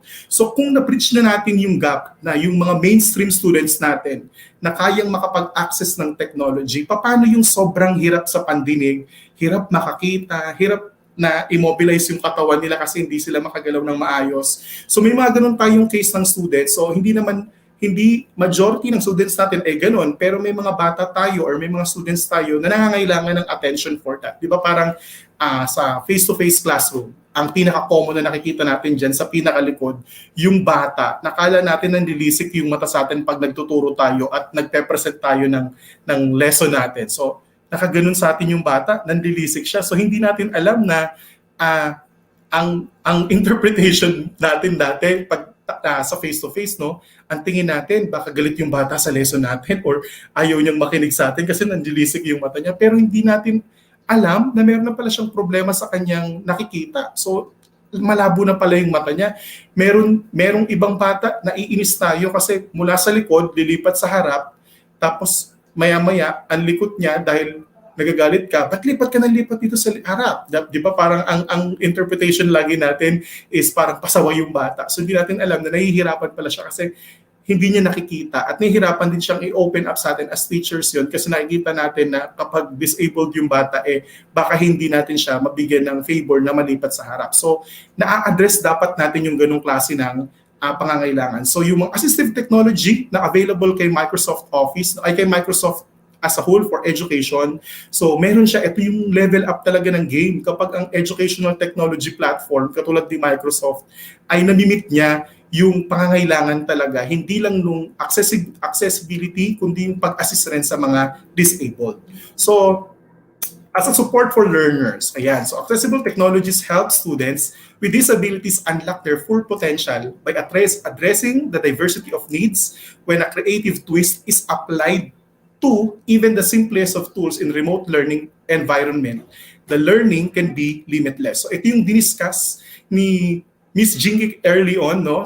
Yung diniscuss niya about reading, writing, and math. May nakita ako kanina regarding sa na-excite ako pag palaging pinapakita yung computation ng math na may x and y tapos may computation tapos after that pwedeng magkaroon ng choices kung paano kino-compute yun. So ang galing nun para sa mga students natin even for writing, di ba, yung paggamit ng Immersive Reader, ayan. So medyo dadaanan natin yung iba dyan. Speech, language, and communication, and then the hearing. So today, yung 5 natitira, ay i-discuss ko sa inyo ng promise, mabilisan lang para at least kahit papano, maging aware din tayong lahat no sa mga part na to. So I will be discussing neurodiversity, mental health, mobility, vision, and executive function. So let's start with neurodiversity. So the many built-in tools such as dictation and Windows Hello Sign-In make remote learning more accessible for students who live with dyslexia, seizures, autism, or other cognitive differences. So itong neurodiversity, we have students that are different though. Iba silang matuto, iba't iba yung uri ng way ng kanilang pagkatuto because of cognitive differences. So itong built-in tools na meron kay Microsoft for Education ay pwedeng makatulong para sa ating mga mag-aaral. So, for neurodiversity, in addressing these accessible features and tools of Microsoft 365, we can minimize distractions with Immersive Reader, Focus Assist, Focus Mode, and Reading View. So, isa-isahin natin yan later on. Writing assistance with learning tools, word prediction, and dictation. Yung iba dyan, diniscuss na ni Ms. Jinky kanina, but bibigyan pa rin natin ng hapyaw yung ibang mga parts na konti lang. So, stay organized. Bakit ang neurodiversity, ang mga cognitive, merong different cognitive learnings na pagtitake yung mga estudyante na to, kailangan nilang maging organized. So, minsan may mga instances, no? For example, mga OCD, mga OC talaga ng mga bata, di ba? Nagtutudo sila, gumagamit sila ng mga application para maging organized palalo. At kapag ito, natutunan natin as teachers and then binigyan natin sa mga bata, hindi man lahat sila matuto ng pagiging organized or paggamit ng ganitong application, pero magugulat ka na may ilang mga estudyante na gagamit at matutuwa ka kasi natuto sila na maging organized din. So complete work, alternatively using Flipgrid, digital inking, ayan, kaso wala tayong Microsoft na na device. So pwede yan sa mga parang tablet. So Sway, PowerPoint screen recorder, katulad ng PowerPoint presenter coach na present kanina ni Miss Jinky. Sobrang powerful din yan.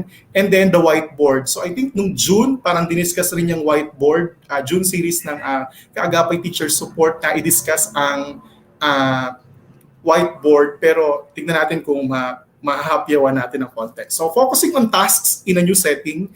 So changing the environment can be a struggle for many students. So not to mention having to focus all their attention on a computer in a new way. So there are many distractions within a computer that can keep a student off task and unable to focus. So using Focus Assist allows students to avoid distracting notifications during work time. Setting can be changed to determine the amount of notifications received while it is turned on. So labas ako. So paano ginagamit ng mga estudyante, no, or yung may mga laptop, para sa atin din mga teachers na yung Focus Assist.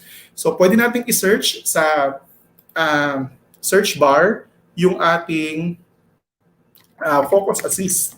Ayan. So makikita niyo yung Focus Assist para siyang half moon. Ayan. So pwede nyo i-turn off.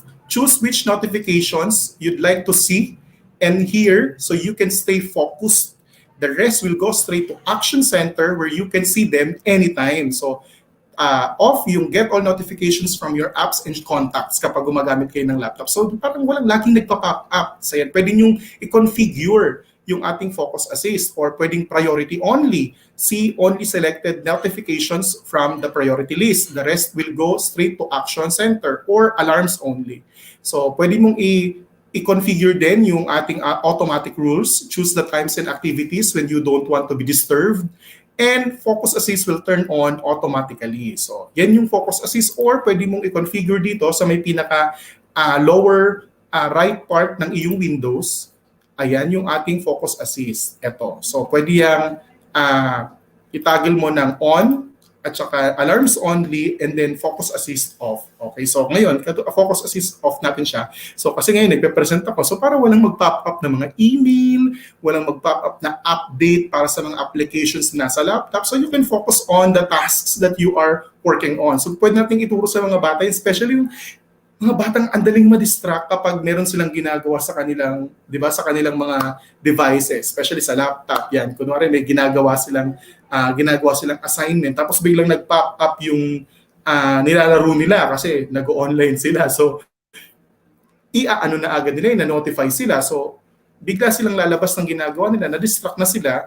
So ngayon, pwede nating i-configure yung kanilang mga devices using that. So punta tayo sa next feature is minimize distraction while reading in Word. So reading on the computer can be very distracting because of all the toolbars or buttons surrounding the text. Using the reading view allows you to simplify the view to reduce distraction by removing everything but the text and pictures. Okay, so ang ganda rin itong ano na to. Kanina, parang pinakita ni Miss Jinky yung OneNote na ginawa niya, no, regarding that. So hindi lang sa mga online tools ni Microsoft kasi lahat ng offline, 'di ba? Meron tayong mga applications ng Microsoft Office sa laptop natin. It's also available ng online. So ganun kaganda yung access na meron tayo. So teachers, kung meron kayong alam na mga applications ninyo na nasa Microsoft Office, pwede nyo po yung ma-access online, okay? Through online. Nabanggit naman yun yung June series eh. So nung napainggan ko yung June series about Microsoft, nabanggit siya. So it's very important also for us kasi karamihan sa atin gumagamit ng offline. So pwede nating makita, for example, in Word, di ba? So gusto mong, kung ano lang yung nakikita ng mga estudyante, kasi may mga estudyante, no, kapag sinet natin yung kanilang work mode, di ba? Nasa work mode sila. Ayaw nila nung may mga nakikitang ibang distractions. Merong mga bata na may ganong klaseng condition na gusto nila, kung ano lang yung gagawin nila, yun lang yung nakikita nila. So, yung iba, the rest na nakikita nila is a distraction. So, kung pwedeng reading mode, kung reading mode ka lang, pwedeng i-reading mode mo yung iyong tools. Yung ibang part ng Immersive Reader na present sa pinakita ni Miss Jinky kanina is present also dun sa Word na ginagamit mo. For example, you want to focus. So eliminate distractions so you can focus on your document. So document lang if you are reading. Di ba? Ayaw mo nagpapabasa sa bata. So may isa pang feature na kaka-release lang si Microsoft katulad ng singit ko lang yung progress reading. Sobrang angas nun. So kung alam ninyo yung regarding sa progress reading, pwede nyo paggamit yun sa Microsoft Teams, sa mga bata at sa mga estudyante ninyo. So, di ba? May mga pinapabasa tayo na ang gamit natin ay ano lang, ang gamit natin ay eto lang, laptop. So pwede tayong magpabasa na laptop lang ang gamit, and at the same time hindi easily distracted yung ating mga students. So pwede rin diyan yung iba pang mga tools na makikita natin like syllabicating, no, yung ating word na presentation. So nakita natin yung syllables na parang present din sa Immersive Reader. Text spacing, may mga bata tayong easily distracted, dikit-dikit yung mga letra. So tayo kasi sa condition natin, okay lang yon kasi yun yung pagbabasa natin. Pero may mga bata na hindi niya agad nakukuha yung kabuang konsepto ng pagbabasa kapag hindi siya hiwa-hiwalay ng mga letra. So ang ganda ng ganitong feature, no, kapag talagang tinuturuan natin yung bata to read effectively. So pwede yung syllables, pwede yung text spacing, pwede rin yung read aloud. For example, start tayo sa National Geographic.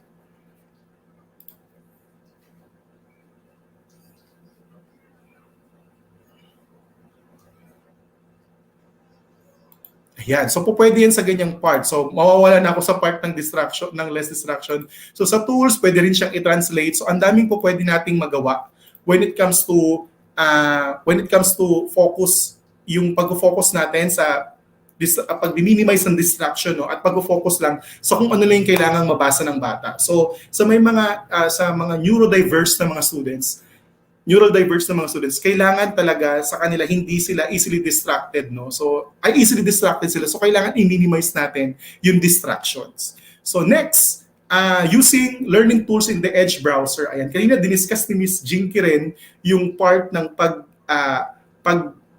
paggamit ng Immersive Reader gamit yung OneNote. So, ma'am and sir, available ba siya sa Microsoft Edge? So, kung pupunta kayo ng inyong Microsoft Edge na site, no, so makikita din nyo agad dyan, nag-search kayo ng kahit na anong babasahin. For example, sa National Geographic, meron kayong material na gustong ipabasa sa inyong estudyante. Automatically, dahil yan ay Microsoft Edge, yan ay meron na agad feature ni, ladies and gentlemen, Immersive Reader. So, nandiyan na agad si Immersive Reader. So, hindi mo na kailangang i-copy-paste pa yan, tapos dalhin mo kung saan. Pwedeng right there on, no, pabasahin mo na siya agad dyan sa resource site na nakita mo. So, when you click Immersive Reader, so pwede na agad nating makita, no, yung atin, konti na lang agad yung distractions. Pwedeng yung pinapabasa mo na yan sa site na yan can be read aloud.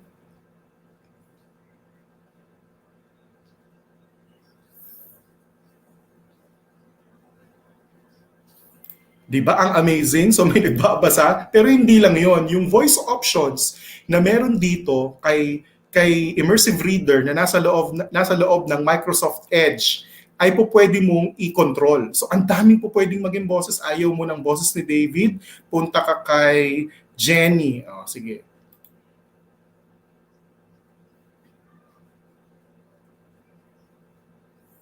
Sir, ang bilis naman niyang magbasa. Pwede mo rin i-adjust kung gusto mo ng sobrang slow.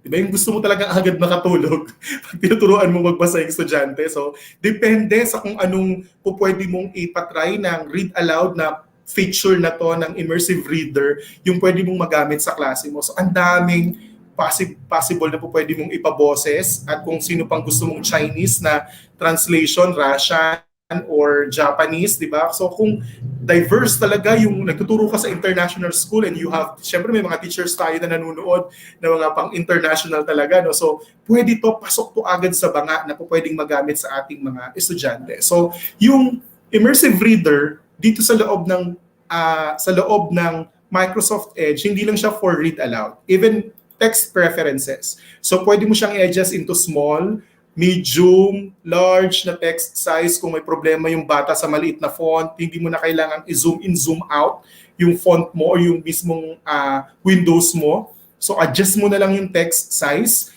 You can also adjust the text spacing nung text mismo, nung site na yon. Mapapansin nyo sa Microsoft Edge, yung original na nakita natin kanina sa National Geographic, ang dami niyang distractions kasi may mga picture, may background, you have other text na nagpa-pop up, pero pagka-set natin sa kanya ng Immersive Reader, pagka-click natin ng Immersive Reader na feature dito sa Microsoft Edge, nawala lahat nung ibang distraction. So napaka-perfect niyang tool para na talagang hindi madidistract yung ating mga estudyante. You can also set it in different themes. So kung gusto mo ng meron kang mga bata na may problema sa kulay, di ba? Yung mga color blind. So pwedeng yellow yan, pwedeng black kasi ayaw nila ng sobrang light ng kulay. So i-dark mo sila. So ang daming possible na pwede nating magamit regarding for text preferences. We can also set the grammar tools, no? Syllables. So kung isa-syllabicate natin yung mga words na makikita. So, napaka-perfect niya. So, meron din ganitong feature na pinakita si Mrs. Stephanie Howell sa Google for Google Workspace for education. Pero ito rin, ito for free. So, kasama na talaga agad siya sa Microsoft Edge. So, pwede mo rin i-toggle no, yung parts of speech, i-highlight yung lahat ng nouns, verbs, no, adjectives, and adverbs nung words na yon. So, pwede mo na rin siyang magamit para sa mga estudyante mo, or pwede mo i-show yung label kung anong part ng speech yung mga words na nakikita niya habang binabasa niya. So kung paano gusto niya rin malito sa mga nakikita niyang mga kulay. So kung may mga estudyante tayo na ang dali nilang matuto when it comes to color, coded words, no? Ang dali nilang matuto sa ganyan. So, pwedeng makatulong sa kanila yung ganyang preference. So, reading preferences, pwedeng, katulad ng binanggit natin kanina, tanggalin na natin yung ibang mga nakatagal dyan. So, line focus, pwede rin, katulad ng diniscuss kanina sa OneNote ni Miss Jinky, no? 1 line, 2 lines, 3 lines, or more, di ba? Pwede rin yan. Or yung picture dictionary. So may mga estudyante tayo nakakatuwa tong Edge na to, at saka Immersive Reader, dahil para sa mga estudyante natin na hindi sila sa basa, kung hindi sa picture, nakadepende. So pwede nyo i-toggle yung picture dictionary when your cursor changes to a star. Select the word to see a picture. So toggle natin yan, tignan nyo yung science. O, di ba? So nagkakaroon ng picture yung ating mga nakikita. So, ang pinakamahalagang part dito, no, natututo yung mga bata kung ano yung itsura. So, when we select, nag-start yung world, ayan yung world, ordinary, ayun daw yung ordinary, people, di ba? Ages, ayan. So, young and old, engage, wala yung engage, science, ayun nga, participating, projects. So, ang daming possible na po pwede nating magamit when it comes to Microsoft Edge na gumagamit din may feature mismo ng Immersive Reader. So kung babalik tayo ng site, so madidistract na naman tayo. So ganon, yung pinakamagandang feature talaga ng Microsoft Edge na pwede nating ibenta talaga at ipakita sa ating mga co-teachers at mga students. So using multiple modalities to read can help students stay focused and process information. So word prediction, ayan, medyo hindi na. Ito yung word prediction, parang ayun pinakita ni Miss Jinky yan kanina. Ito yung may text suggestions to assist with writing in a word process program. So perfect siya for students no, may condition ng dyslexia, dysgraphia, at saka yung mobility impairment. So kung type pa lang nila magta-type sila ng GO, got, kunwari, GO pa lang, alam na agad nila. So parang siyang sa cellphone na features na ganon. So isa yon. So, bibilisan na natin. Wala na tayong time. To do, yan, staying organized and on task using To Do. This app available on any device will help teachers and students stay organized with lists and tasks that will give reminders when a task is scheduled. To Do has a planner, task manager, lists, and integrates with Office 365. So, ang dami mong makikreate dyan na tasks and lists, no? So, ito yung To Do. Pwede siyang i-download sa ating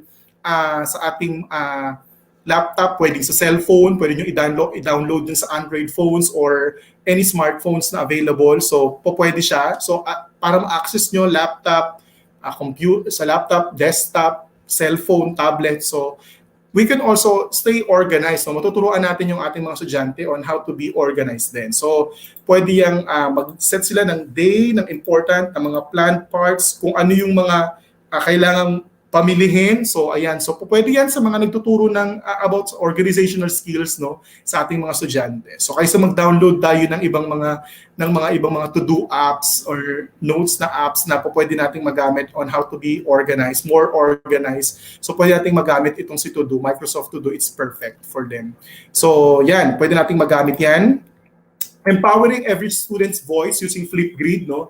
It allows students alternative ways to express their thoughts, feelings, and complete work. So kanina binanggit ni Ms. Jinky na karamihan ng kanyang mga anak ay gumagamit, no, ng Flipgrid sa kanilang klase. Sobrang perfect ni Flipgrid pagdating sa communication skills, pag-i-increase ng communication skills ng bata. Yung iba kasi, at present moment, kapag synchronous at naka-live, nahihirapan sila minsang express yung sarili nila. But when it comes to Flipgrid, dahil may time si bata and pwede siyang i-edit at pagandahin pa ni bata, so ang dami niyang pwedeng masabi roon for at least a minute up to 10 minutes, di ba, kapag nagsasabit siya, pwede niyang magamit yon. Sabi nga rito, ability to re-record as many times as they want before turning it in. In a remote environment, this can be done without the pressure of peer witnesses, di ba? So yung pag-express ng isang estudyante ng kanyang thoughts and understanding sa isang bagay ay pwedeng ma-reflect sa pamamagitan ng Flipgrid. Para siyang educational na TikTok. So kung nagpapagamit ka ng tool para sa mga estudyante mo ng TikTok, better use Flipgrid, di ba? So punta tayo sa Flipgrid, tignan ko naka-open, ayan. So meron akong ginawa ng 4th quarter about chemistry. So syempre, sa lesson ko sa behavior of gases. So, pwede mong ipasubmit sa mga bata yung video na yon and secured siya. Si Flipgrid kasi is kay Microsoft to. It's a tool siguro. It's a tool din. So, for a short period of time, pwede niyang i-close caption yan. Tapos mag-present ka. Hindi ko na i-play kasi ako lang yan. Ayan. Ayan. So, ang daming pwedeng gawin kay Flipgrid. May mga shorts dito pwede natin, sorry, sa Discovery na lang. So pwede nating ipakita yung ibang mga pinagagagawa sa Flipgrid, no, para sa ating mga estudyante. At pwede rin silang mag-submit rito ng kanilang mga trabaho. When it comes to reflection, so perfect talaga nito para ma-raise din natin yung voice ng mga students when it comes to reflection, para hindi lang sila or hindi lang iilan yung kayang mag-raise ng kanilang mga voices. Ayan. So pwedeng gamitin for TED Talk reflection. Ayan. So all about me. So pwede mo ikwento yung kwento kung sino ka, introduce yourself. Ayan. So true truths and one lie about you, di ba? So mga ganon. So pwede itong magamit natin para sa mga estudyante, especially yung mga expressive na bata pag walang teacher. O di ba? So basta i-express nila yung sarili nila at nabibigay nila yung justice ng kung anumang reflection yung gusto nila kapag gumamit tayo ng Flipgrid. So I think perfect to na magkaroon din ng isa pang session kung nire-request ng mga teachers. So ang galing ng Flipgrid when it comes to raising students' voice kapag talagang sa reflection and communication skills. Number 1. So 21st century skills na regarding sa pag-relay ng information, napaka-perfect na Flipgrid. So curating materials for students and families. So you can curate materials that will assist families and students in one place. So ito tools na to, hindi man siya accessibility feature, but pwede natin siyang magamit for our students. So si OneNote tsaka si Teams, nabanggit ni Ms. Jingy kanina, pwede tayo makapag-curate ng mga materials dyan para sa ating mga estudyante para hindi labo-labo at tapon-tapon kung saan natin sila makukuha. So for example, pwede natin magamit si Wakelet so as a living document that can be changed and modified as needed. So create one for families and one for students. So for example, meron ako ritong Wakelet collection. Ayan. So ako kasi mahilig ako mag-create ng collection. So ang dami-dami kong kine-create. For example, your students, so sa paggamit sa science, for example, wag tayo dyan. Dito tayo sa 4th quarter, for example. Ito, isa lang yung link na ibibigay mo na doon na lahat ng pangailangan ng bata. So, depende sa kung anong gusto mong trip na ipagawa sa bata. So, ang dami mong makikreate dyan. Pwede kayong mag-collaborate, pwede kayong mag-curate ng kung ano-anong materials na po pwede ninyong magamit. So ako kasi mahilig ako mag-curate, so nilalagay ko lahat dyan. And diba, walang distraction, isang bagsakan lang, makikita na agad lahat ni student or ni parent kung ano yung mga pangangailangan niya. For example, the modules, summative assessment, learning activity sheets and everything. So may mga ganong klaseng bagay na po pwede nating ma-provide sa ating mga students. And hindi ko nabanggit na si Wakelet, meron din siyang Immersive Reader. So kung in words yung mga nakalagay na collection mo, pwedeng magbasa rin si Immersive Reader doon. Yun yung partnership ni Wakelet kay Microsoft for Education. So ang dami mong pwedeng ilagay rin yung dahil pwedeng magawa sa Wakelet at pwede mo rin siyang ilagay yung mismong Wakelet collection mo sa loob mismo ng Microsoft Teams at Microsoft OneNote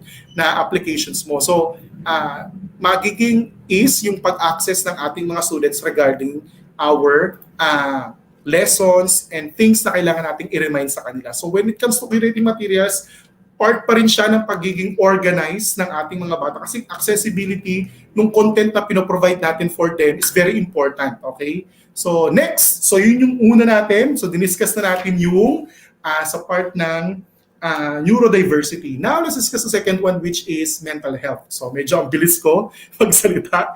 So para matapos natin yung 5. So students, social and emotional well-being is a major factor in remote learning. Tandaan natin, bukod sa mindfulness, alam ko medyo naririnig nyo na yung part ng mindfulness kasi puro tayo webinar, puro tayo meeting, puro tayo online, virtual, di ba? Ang dami natin ginagawa.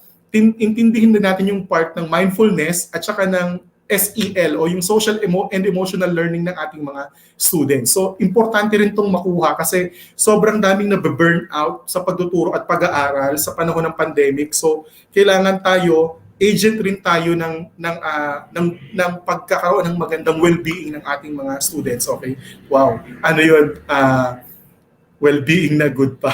Okay, so for students who struggle with emotions, their behavior is as important as academic learning. So students need to be ready socially and emotionally in order to learn. Okay, so meron din ganyang feature si Microsoft for our students. So opportunities to connect with students and families with video chat feature in Microsoft Teams. So binanggit yan kanina, si Microsoft Teams parang all-in-one na talaga siya, all-in na, pati patot panggulo na nasa loob niya na. So social emotional learning or SEL through lessons in Minecraft. Ayan, gustong-gusto ko to kasi I'm an advocate of game-based learning.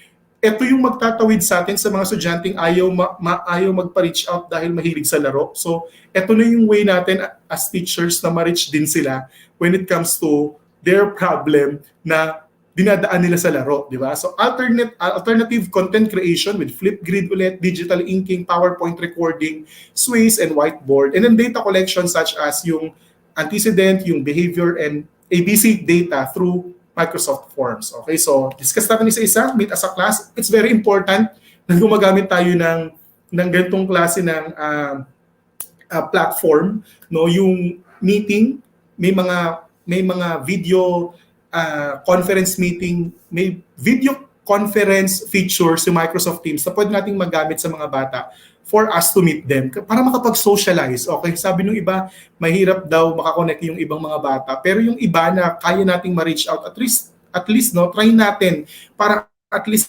ma-address din natin yung ating concern sa kanila to be, to socialize them with their other classmates. So allow students to talk about their fears and frustrations and work through them together. So many other students may be feeling the same way when possible, continue to do activities and traditions typical for the class. So yun, importante yun. So nile-level up natin yung sarili natin, hindi lang dahil kapag meron tayong mga GC, no? Kasi kami sa public, meron kaming group chat sa mga estudyante namin. So make sure na kapag nag-message yung bata, i-reply natin. Any message ng bata, dapat hindi lang like ang reply ni teacher, no? So may ano yun, may epekto yun sa mental health ng bata sa tingin ko. Kasi ako, ang laki kaya ng lungkot ko kapag ako nag-message tapos ang reply sa akin check lang. So or like lang. So 'di ba parang ang concern natin ibigay natin sa bata. So, di ba paano pa yung meet sa class, yung kinakamusta natin sila. So, nakikita ng estudyante natin yung concern natin for them as teachers. So, ang perfect noon. So, next is Minecraft. Hindi lang Minecraft but the education edition. So, as an advocate for game-based learning and gamification, it's a great way for students to work on social and emotional skills. So, meron si Minecraft, education edition, parang si Mindful Night, na po pwede nating magamit for our students, no, para ma-enhance yung ating social and emotional learning ng bata. So, pag pumunta kayo dito sa nawala, ayan. So, sa Minecraft, ayan si Mindful Night, pwede nating ipalaro sa kanila. Meron yung mga learning objectives na pwede nating ibigay sa mga bata. Self-awareness, an individual has the ability to identify and name one's emotion and their influence. Okay? So wait lang muna, titignan ko kung live pa rin ako. Wait lang Yes, po. yes. Ay, thank you po. Ayan, so live pa rin ako kasi nawawala yun sa cellphone ko. Hindi ko alam bakit. So, thank you, Miss Jinky. So, ayun, self-awareness, coping skills, and social management. So, ang dami teachers na pwede nating magamit for this. Kung meron tayong Microsoft Office na account, gamitin natin to. Sayang para maibigay natin. Last year, diniscuss ko sa mga co-teachers ko sa Katmon Integrated School yung power ng Minecraft Education Editions, tapos napagamit nung iba sa kanila sa mga anak nila yung account nila. So para at least hindi lang laro yung binibigay natin sa mga bata, but educational.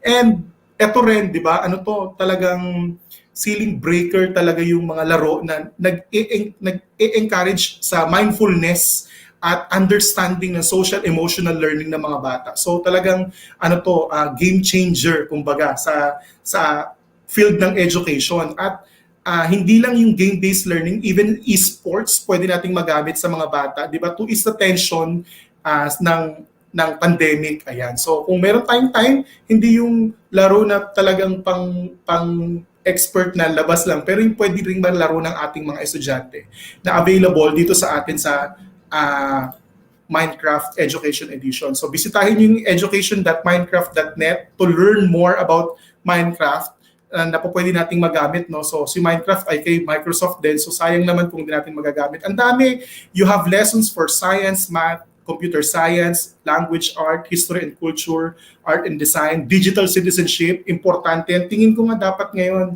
digital citizenship una natin tinuturo sa mga estudyante so that they can be, yung may mga etiquette sa internet, mga netiquettes, ganon. Social, emotional, and equity and inclusion. Sobrang perfect, di ba? So meron pang game-based learning about equity and inclusion. That's perfect for students na talagang alam nila dapat hindi sila racist, hindi sila nagdi-discriminate ng ibang lahi at saka ng ibang mga sexuality ng ibang mga tao or ng mga classmates nila. So explore natin yan, yung klaseng feature na yan ni Minecraft that also provide our students with an inclusive education for game-based learning. So organization, katulad ng binanggit ko kanina, nakita na natin yan. Teams and OneNote, no? And si Planner, ayan. The Planner app can give a quick snapshot of what their week will look like, which can often ease anxiety about upcoming work. So ayan, so pagiging organized din katulad ng pwede nating magawa sa Teams, kasi si Teams meron din siyang built-in na calendar na pasok sa ating mga scheduling. So pwede nating magamit yang si Planner. Ayan. And next is Flipgrid pa din because it's asynchronous nga. Students are automatically given a pause that can be used to regulate emotions before responding. Diba? It also allows students to watch peers and study their emotions or facial expressions as many times as they need to for understanding. Sinong hindi nagti-TikTok, di ba? So lahat nagti-TikTok. Hindi man nagti-TikTok, nanunood ng TikTok dahil sa sobrang stress sa pandemic. But, Flipgrid, when you use it to your class, di ba? Sobrang encouraging sa mga estudyante na tinitape nila yung sarili nila, binivideo nila yung sarili nila, and then they can also regulate yung anong pinapakita ng mga classmates nila at saka ni teacher sa example na pinakita niya sa Flipgrid. So hindi lang siya for reflection but also for student expression. Next is data collection. If you have di ba, activities like the antecedent behavior consequence, yung ABC form, di ba? Pwede tayong gumamit ng Microsoft Forms for us to evaluate and collect data para sa ating mga students. So send this form to parents or use it during your synchronous meetings with the students. So napaka-perfect niya na nangihingi tayo, nagko-collect tayo ng data coming from our parents about our discussion, about our mode ng pagtuturo sa modalities sa ating mga students. So pwede si Microsoft Forms for that data collection.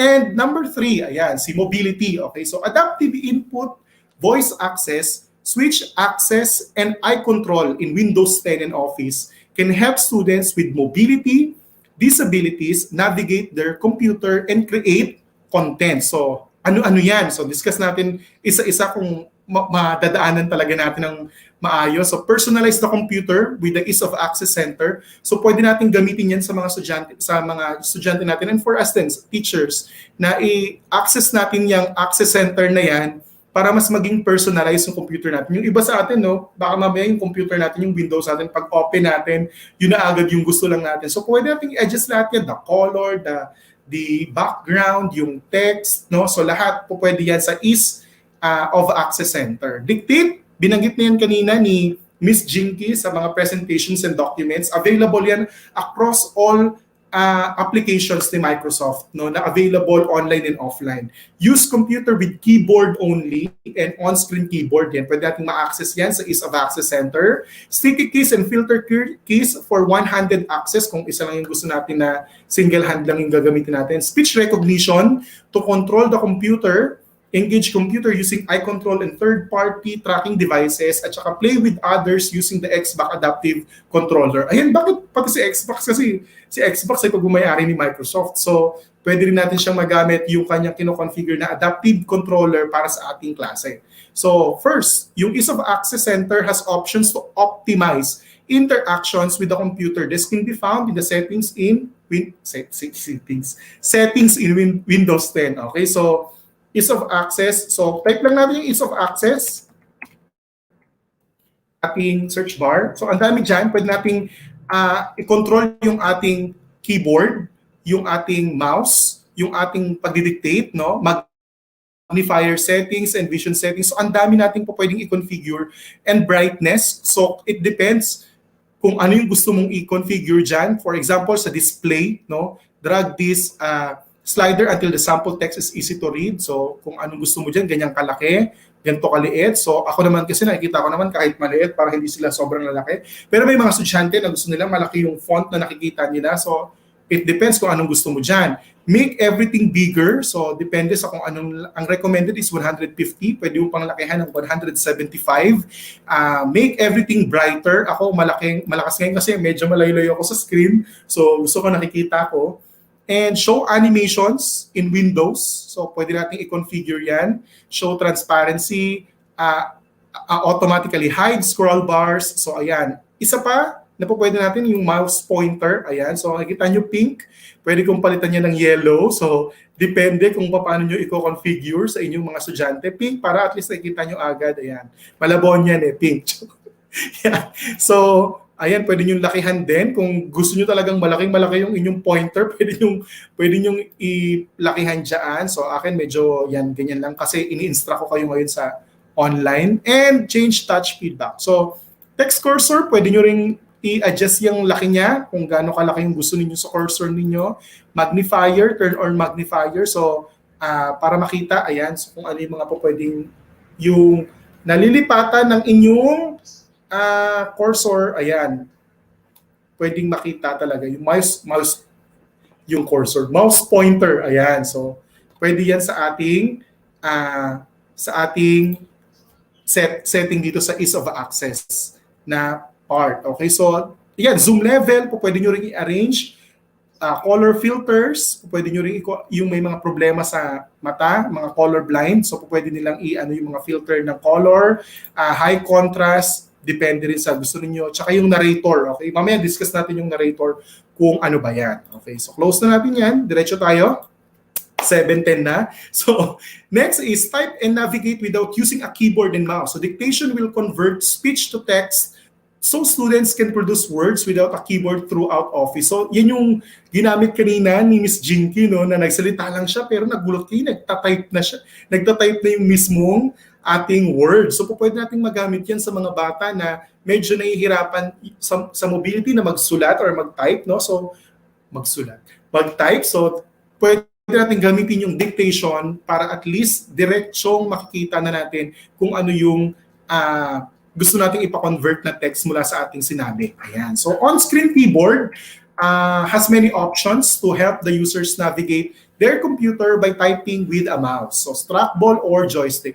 Hovering and scanning over keys to type. There are multiple ways to personalize the on-screen keyboard to meet each student's needs. So kung ayaw mo na nagtatype naka-type siya, pwede naman yung on-screen keyboard. So pwede rin natin siyang ma-access sa ease of access center para at least lalabas na lang yung pinakasunod. Actually, ginagawa ko ng ibang mga teacher kapag sira na yung keyboard nila. So, on-screen na lang yung ginagawa nila. So, isa rin yan sa mga feature na meron sa ating Windows and Microsoft. So, sticky and filter keys sticky keys allow students to personalize certain keyboard functions to make them more convenient or easier to use. So, turning on sticky keys from the ease of access center will allow a command to be executed with one keystroke at a time, di ba? So yung parang control, alt, delete. Oh. So, ganon. And nagagamit natin siya at mas mabilis natin nagkakaroon ng function yung ibang ginagawa natin. So filter keys is a feature in the ease of access center that tells the keyboard to ignore repeated keystrokes. This is helpful for a student with limited mobility or someone with an unsteady hand so that the computer ignores multiple keystrokes at a time. So, ayan. And next, eye control. Ito, napaka-game changer ng eye control para sa ating mga estudyante or sa mga tao na meron talaga silang problema sa hindi magamit yung kamay, hindi magamit yung kanilang paano. So, parang meron silang condition, for example, ni Stephen Hawking, di ba? No? Stephen Hawking, gano'n. So, eye control lang, tapos yung mismong mata, yun yung mismong magta-type, at kung ano yung kiniklik niya doon sa pamamagitan ng tinatrack ng mata, yun na yung magagawa ng mismong nasa computer. So, game changer to kay Microsoft kasi may ganito na agad siyang feature, okay? So, si Windows 10 having an eye tracker as part of a student's device or system enables them to control their PC with only their eyes, enjoy more immersive game experiences, assist those with reading difficulties, and more. So ang daming magandang feature na nakakatulong para sa ating mga students or sa mga may special needs pagdating sa mobility. Ayan. Number 4, malapit, I'm starting to close. So vision, no? Si vision naman, yung may mga problema naman sa ating mata. Windows 10 and Office 365 have many built-in tools to help a student with a visual impairment use the computer. So personalize the computer with the ease of access center. So pwede ulit natin yang i-navigate para at least malaman natin ano ba yung pwede nating ma-personalize para sa mga estudyante or sa atin na may problema sa pagtingin. Accessibility checker to ensure all content is accessible. Ayan, lahat ba tayo pag gumamit ng Word or kapag may binigay tayong material sa mga bata, no?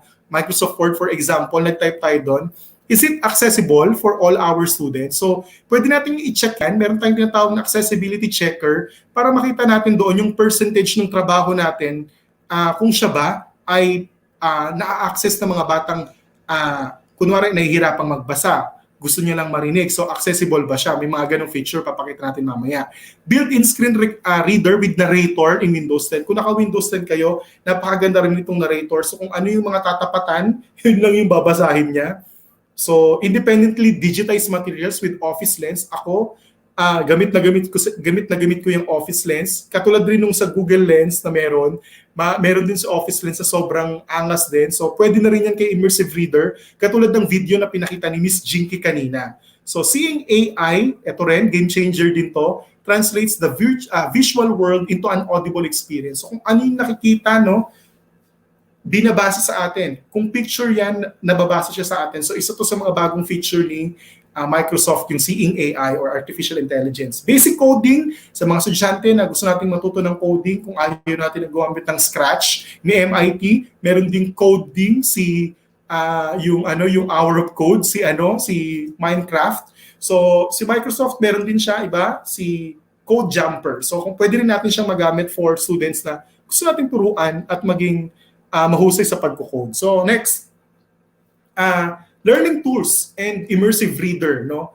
as an easy way to make text accessible. So, ang perfect ni Immersive Reader kasi nga, yung text nagiging accessible para sa ating mga estudyante. So, pwede natin i-arrange yung font size, color, contrast, ayan. So, binanggit na natin yan kanina, tsaka ni Ms. GP.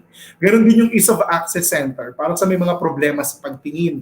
Dahil po pwede nating magamit ang Ease of Access Center para i-adjust or i-configure yung ating device na gumagamit ng Windows para mas maging accessible yun sa ating mga estudyante. Brightness, yung dilim, di ba? So, pwede nating ma-configure yan. Seeing AI, ito, yung app na yan for smartphone, which turns the visual world into an audible experience. Students can read short text or a document, read the label on a product, gather information about a person, have currency denominations, read out loud, as well as many other options. So, ang dami natin po pwedeng paggamitan itong Seeing AI na to, no? So, hindi ko lang siya mapagamit ngayon kasi wala akong app sa smartphone ng Seeing AI. So, pwede natin siyang panuorin or bibigyan namin kayo ng resources mamaya kung saan nyo po pwedeng matutunan yung paggamit ng Seeing AI. Si Narrator din is a screen reading app that's built into Windows 10.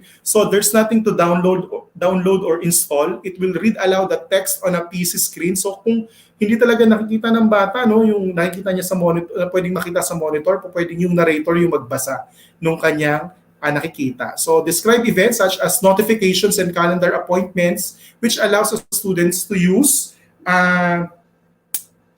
PC without a display. Ayan. So pwede nating i-click ng mas mabilisan yan sa pamamagitan ng Control, Window, Enter.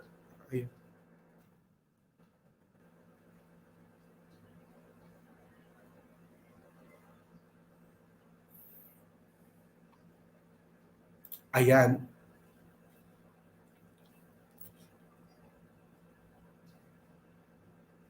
Ayan.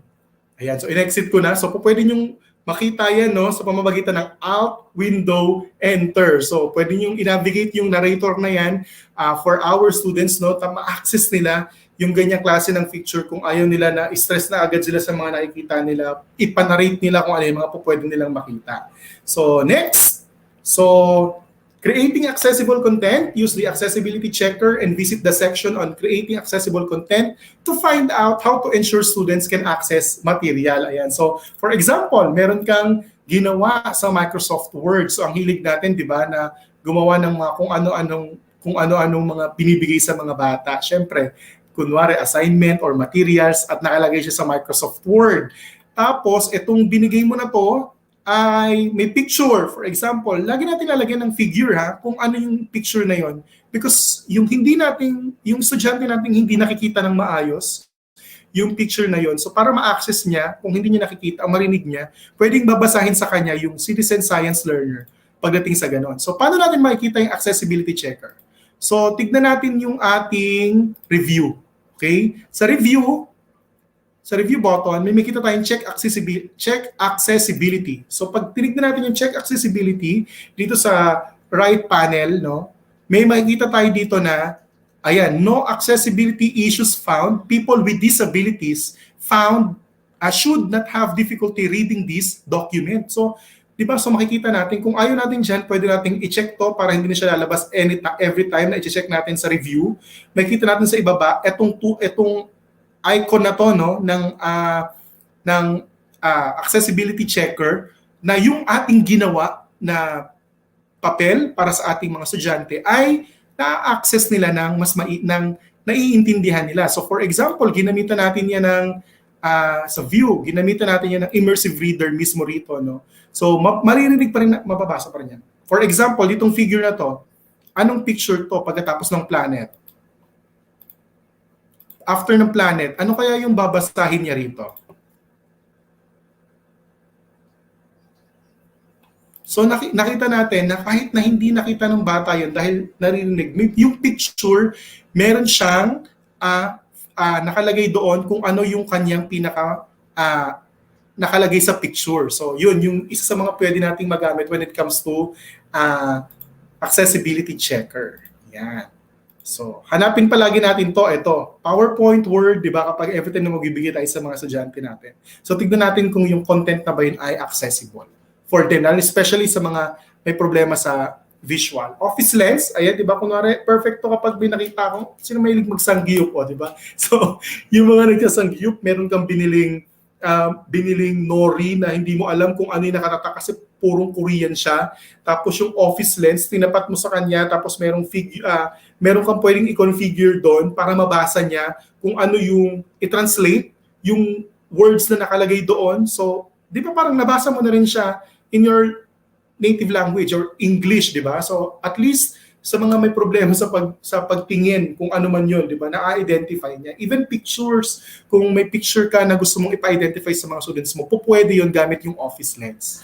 Okay, so students will be able to access as well as turn in materials independently straight from their device or smartphone. So yan ang perfect niya ni Office Lens, at mas lalo siyang naging mas lalo siyang naging updated na napakaangas si Office Lens kasi may Immersive Reader na rin siya. So, at saka nakatagal na rin sa kanya si Microsoft Translator. So, yung natatranslate niya na yung mga words, katulad ng nabanggit ko sa inyo kanina, kung Korean man yan, so nagiging na-access mo na yung mga nakasulat kahit saan because of Office Lens. So, ayan. So, pwede nyo nga ayusin kung may pinicturean kayong form. Ako, lahat ng forms ko naka-Microsoft Lens. So, pipicturean mo siya, tapos pwede mo nang ayusin yung pinaka-document na iyong pinicturean. So, free to, hindi katulad nung iba na mahirap gamitin. Si Office Lens ay sobrang perfect talaga kapag gumamit kayo nito na yung lighting, even yung pinaka-mismong size, kahit ang layo mo sa screen nung pinipicturean mo, ang ganda pa rin ng kalalabasan ng iyong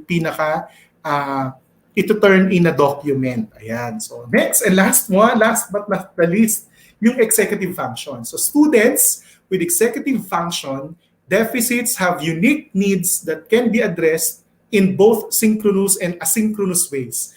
No matter what learning environment, students need structure, including breaks in order to be able to engage in new learning, di ba? So executive function, mga nabanggit natin kanina iba dyan, na pwede nating mapagamit, like planning with to-do, scheduling in Planner and Outlook. So yan lahat, link yan lahat, integrated yan lahat, si To-Do, si Planner, si Outlook, sa calendar ng Teams mo, kay OneNote, so pwede mong i-ayos yan. Navigation in Word, pwede rin. Organization in Outlook, OneNote, and Teams. So daily schedule, pwede natin magamit si Outlook, si Planner, at saka si To-Do. Kung hindi natin magamit on our end, paggamit natin sa mga bata, so kung mahilig kayo mag-plan, alam ko may mga teachers na talagang very organized sa kanilang mga schedules. Ako kasi, traditional. Gusto ko nagsusulat. So, ang dami kong, yung planner ko talagang punong-puno yun ng sulat. So, mahilig ako mag-schedule at magsulat ng mga pinagagagawa ko sa araw-araw. So that, ngayon, mababasa ko pa rin yung ginawa ko kahapon. At least marireview ko kung ano yung mga kailangan kong gawin. So, may mga ganun tayong mga estudyante at pwede rin nating ibigay sa kanila yung mga ganitong klase ng feature ni Microsoft at tools na available for them to use. So, Outlook, Planner, and To-Do. Organization, si Team and OneNote, so sobrang perfect na. Ang dami pang ina-update. Kung mapapansin nyo, kung hindi every 2 weeks, monthly, may bagong update na nilalabas si Teams kasi hindi man sa piniperfect niya, pero at least nako-constitute yung kailangan na agad natin as teachers and na ibigay natin sa ating mga students. So hindi lang for class, pwede natin siyang magamit for our professional learning network, di ba? Sa ating mga inset, para sa mga teachers. Ayan. So kami sa school namin, gamit na namin ngayon yung Microsoft Teams kasi nga sobrang pwede mo nang malagay lahat ng content na pwede mong ibigay para sa inyong klase or para sa inyong professional learning network. Si OneNote din, para makita mo lahat ng mga pinagagawa mo sa isang lugar lang. Pwede nating magamit si OneNote. Digitizing work, katulad ulit nun, si Office Lens. So pwede rin siyang magamit for executive function. And collaborate with teachers using team meetings, di ba? So yung Teams meeting, sobrang perfect ito kasi ngayon ginagamit natin siya. Pwede natin iset ng webinar, ng live events. So nagamit natin tong Teams. Yung iba sa inyo, alam ko nagamit nyo yan nung virtual graduation ninyo last month or few months ago. Yung Teams talaga ay napaka-perfect. And for us then teachers on how to collaborate kasi yung online na Word, online na PowerPoint, online na mga spreadsheets sa Excel ay pwede natin i-collaborate inside Microsoft Teams. So ganyan yung LESF natin, pasok na yan, nasa Teams na lahat. Pwede na doon tayo nag-add at doon tayo naglalagay.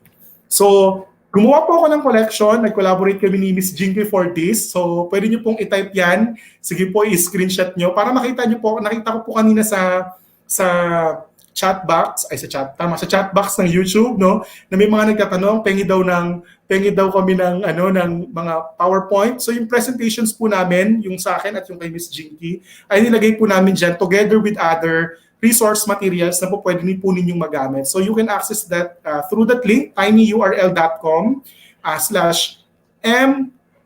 MO, hindi zero po, MO365AF. Okay, so Wakelet po yan. Papakita ko po sa inyo kung ano po yung meron dyan. Sabi ko sa inyo, may liga akong mag-organize. So makikita nyo lahat. Ito po yun. Pag click nyo po yung link na to, ito po yung mapupuntahan ninyo. So makikita nyo po dyan, ito po yun. So inclusive education and distance learning, Microsoft Office 365, accessibility features. So ayan, yung kaming dalawa ni Miss Jinky. So meet our awesome speakers. Ito po, correct ko lang po hindi po ako Microsoft Certified Educator. Microsoft Innovative Educator lang po ako. So lang no? Microsoft Innovative Educator po. So sa mga nagbibigay po dyan ng libreng certification, hello sa Line Learning, ayan, Mama Email, ayan. So sa mga nagbibigay po ng mga libreng certification ng Microsoft, nandito po kami. So bigyan niyo po kami. So iba po yung MCE sa MIE, hindi pa po ako MCE, pang malakasan na po yung MIE pa lang po ako, ayan. So at saka hindi pa po ako Microsoft Education Ambassador, ano pa lang po tayo, magti-training pa lang. So maraming salamat sa mga kapatid natin sa DepEd na nagbigay sa atin ng pagkakataon na makapasok sa MEA. Ayan. So watch the session here. So kung hindi nyo po napanood, pwede nyo pong i-access ulit dito. Yan na po yung YouTube ni ni Coach Franco. So pwede nyo pong i-access. Nandiyan na yung aming presentation slides. Ito po yung sa akin. Ayan. Pwede nyo pong i-access dito. Ito naman po yung kay Miss Jinky, di ba? So saan pa kayo? Ito na lahat ng pangangailangan nyo. Ito pa yung gusto rin namin i-share sa inyo. So yung mga natutunan namin natutunan din namin sa pag-aaral namin ng accessibility features ni Microsoft 365, gusto rin namin i-share sa inyo. So you can check this Wakelet collection. Nandito lahat ng mga pinagsasabi namin sa inyo at pwede nyo ma-access online. Close ko lang yung ibang mga naka-open. So example, itong Special Education and Accessibility Resources for Remote Learning. Pag clinic nyo po yan, mapupunta kayo rito sa page na to. Ayan yung diniscuss ni Miss Jinky kanina. Ayan. So ito yung mga pwedeng resources na magamit po natin for Microsoft. No? Ayan, teachers as consultants, connecting with students and parents, models of instruction, data collection, setting yourself up for success, creating accessible content. Ayan, sobrang dami natin. Ito resource page to ng Microsoft Education Center. Ayan, so pwede nating magamit yan. Ito yung mga diniscuss namin kanina ni Miss Jinky. Pwede nyo mabasa at makita rito. So yung reading, writing, and math, executive function, speech, language, and communication, hearing, mobility, vision, neurodiversity, multiple impaired, and medically fragile. Hindi na namin to discuss. So pwede nyo naman basahin, and mental health. Yan. Inclusive practices for all learners. Ayan. So ang daming resources ni Microsoft. Saan ka pa, di ba? All in na siya. Iba na yung game niya talaga, pang level up na talaga. Kasi hindi lang accessibility, pati yung talagang assistive technology na po-provide na rin ni Microsoft ngayon. Ito rin yung Disability Answer Desk ni Microsoft. Kung meron kayong mga tanong at mga pwedeng support na pwedeng ibigay sa mga students, no? Kung meron kayong kakilala or kung meron kayong anak or kapatid or kapitbahay na pwede nyong maturuan ng support ng assistive technologies na available kay Microsoft. Pwede nyo pong tignan to. Ito naman yung apat na Microsoft Education Center learning path na pwede po nating i-take, no, para mas matuto pa tayo for inclusive education na pinoprovide po ni Microsoft. So, the inclusive classroom, find the correct learning tools to help all students achieve more, creating a digitally inclusive learning community, inclusive classroom foundation, tsaka inclusive classroom specialization. For example po, clinic nyo po yan pong course na yan na learning path ay meron po yang maraming course. So bawat po yan may isang certificate yan at saka mga badge. So pwede nyo pong i-take yan for you to learn more about inclusive education features, no, ni Microsoft na pwede po nating matutunan. So differentiation in classroom, accessibility tools, ang dami. Ito pati yung paggamit ng Flipgrid at saka ng Minecraft, pwede rin nating matutunan. Hybrid learning in the intermediate classroom, ang dami. Pwedeng nating aralin at mapuntahan po yan. So, ano pa ba? Ito rin sa Inclusive Classroom Foundation, gusto ko rin i-take nyo po yan, yung available dyan.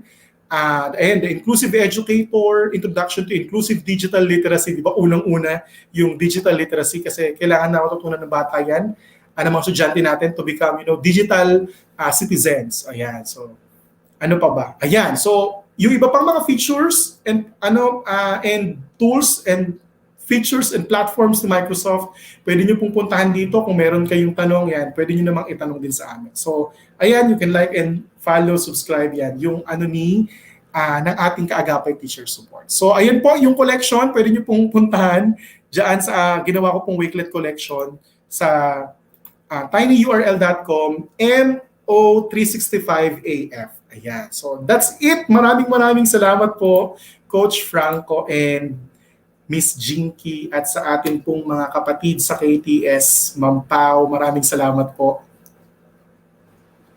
Yun, siksik, liglig, at umaapaw na naman ang naipresent. Lagi talaga. Chad, grabe. Oo, grabe yung like mind blown lagi ang gating sa ano. Pero yun, ang daming extra. Sabi nga ng mga teachers natin kanina, madami daw tayong i-explore na na tools. At sabi nga ni Miss Jinky, tip of the iceberg pa lang. Totoo naman, Yes. tip of the iceberg pa lang yung teachers. Totoo. Hindi pa natin talaga na dadaanan lahat na talagang sinikap and Miss Jinky and Sir Richard tried their best to give you an overview, and we were actually mind blown by the overview of the accessibility features ni Microsoft. Sabi ko, Teacher Pao, hindi ako nagbiro last time, di ba? When I told you that you will be mind blown. Kinukwento sa akin ni Jinky and before tayo mag-session on how much how much accessibility features Microsoft has for its users, at sobrang dami. Okay? So again, maraming salamat Sir Richard for that very comprehensive, and also to Miss Jinky for that very comprehensive coverage of our of accessibility features of Microsoft Office 365. So teachers, we're ready now for some questions. I think we have at least around 5 or so minutes to entertain some of your questions. You may now put your questions in the chat right now. We'll post them and read them. Okay? And by the way, Sir Richard and Miss Jinky, paki-clarify na lang kasi medyo nagkakaroon kanina ng questions about the Microsoft Office 365 accounts. And we would like to thank Sir Jobert in the chat box earlier who have been very helpful in answering some of the queries of our teachers about the Microsoft Office 365 accounts. Okay, so maybe Sir Richard, can we clarify how do our teachers, especially those with DepEd accounts, can access the Office 365 accounts? Yes, access to the Office 365.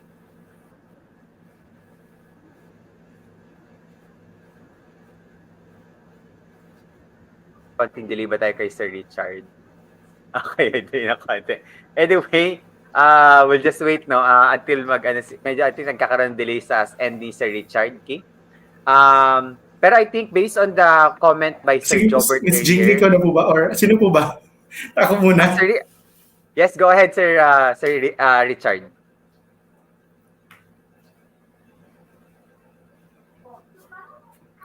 Sige po, ako na po mauna. So, for DepEd, so mga DepEd teachers po natin, when it comes to Microsoft Office 365 account, isa lang yung nalilate po ba ako? Sige po. Ayun. Ayun po.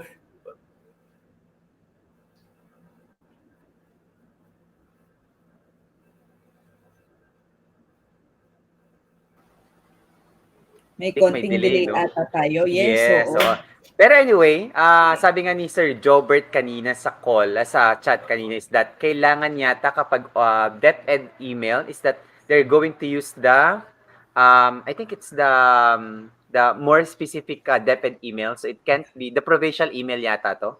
It can't be the general deped.gov.ph. Okay? It should be like, for example, Teacher Pao, the ncr.deped.gov.ph, something like that yata. Go, Teacher Jinky.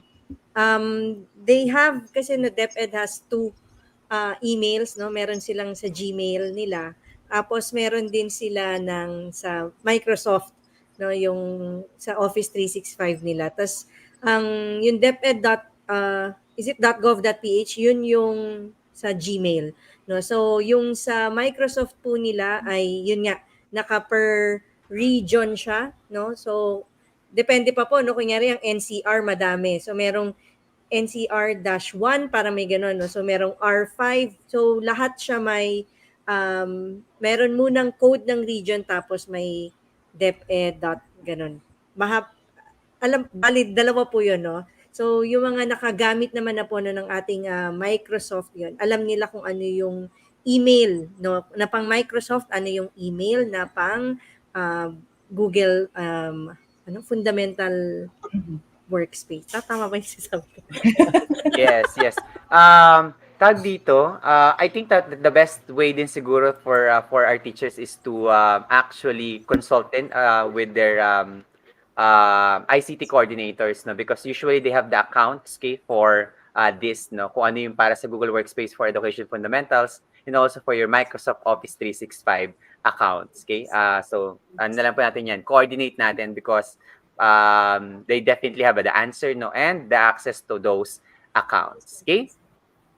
Yan, so maraming salamat, no. I think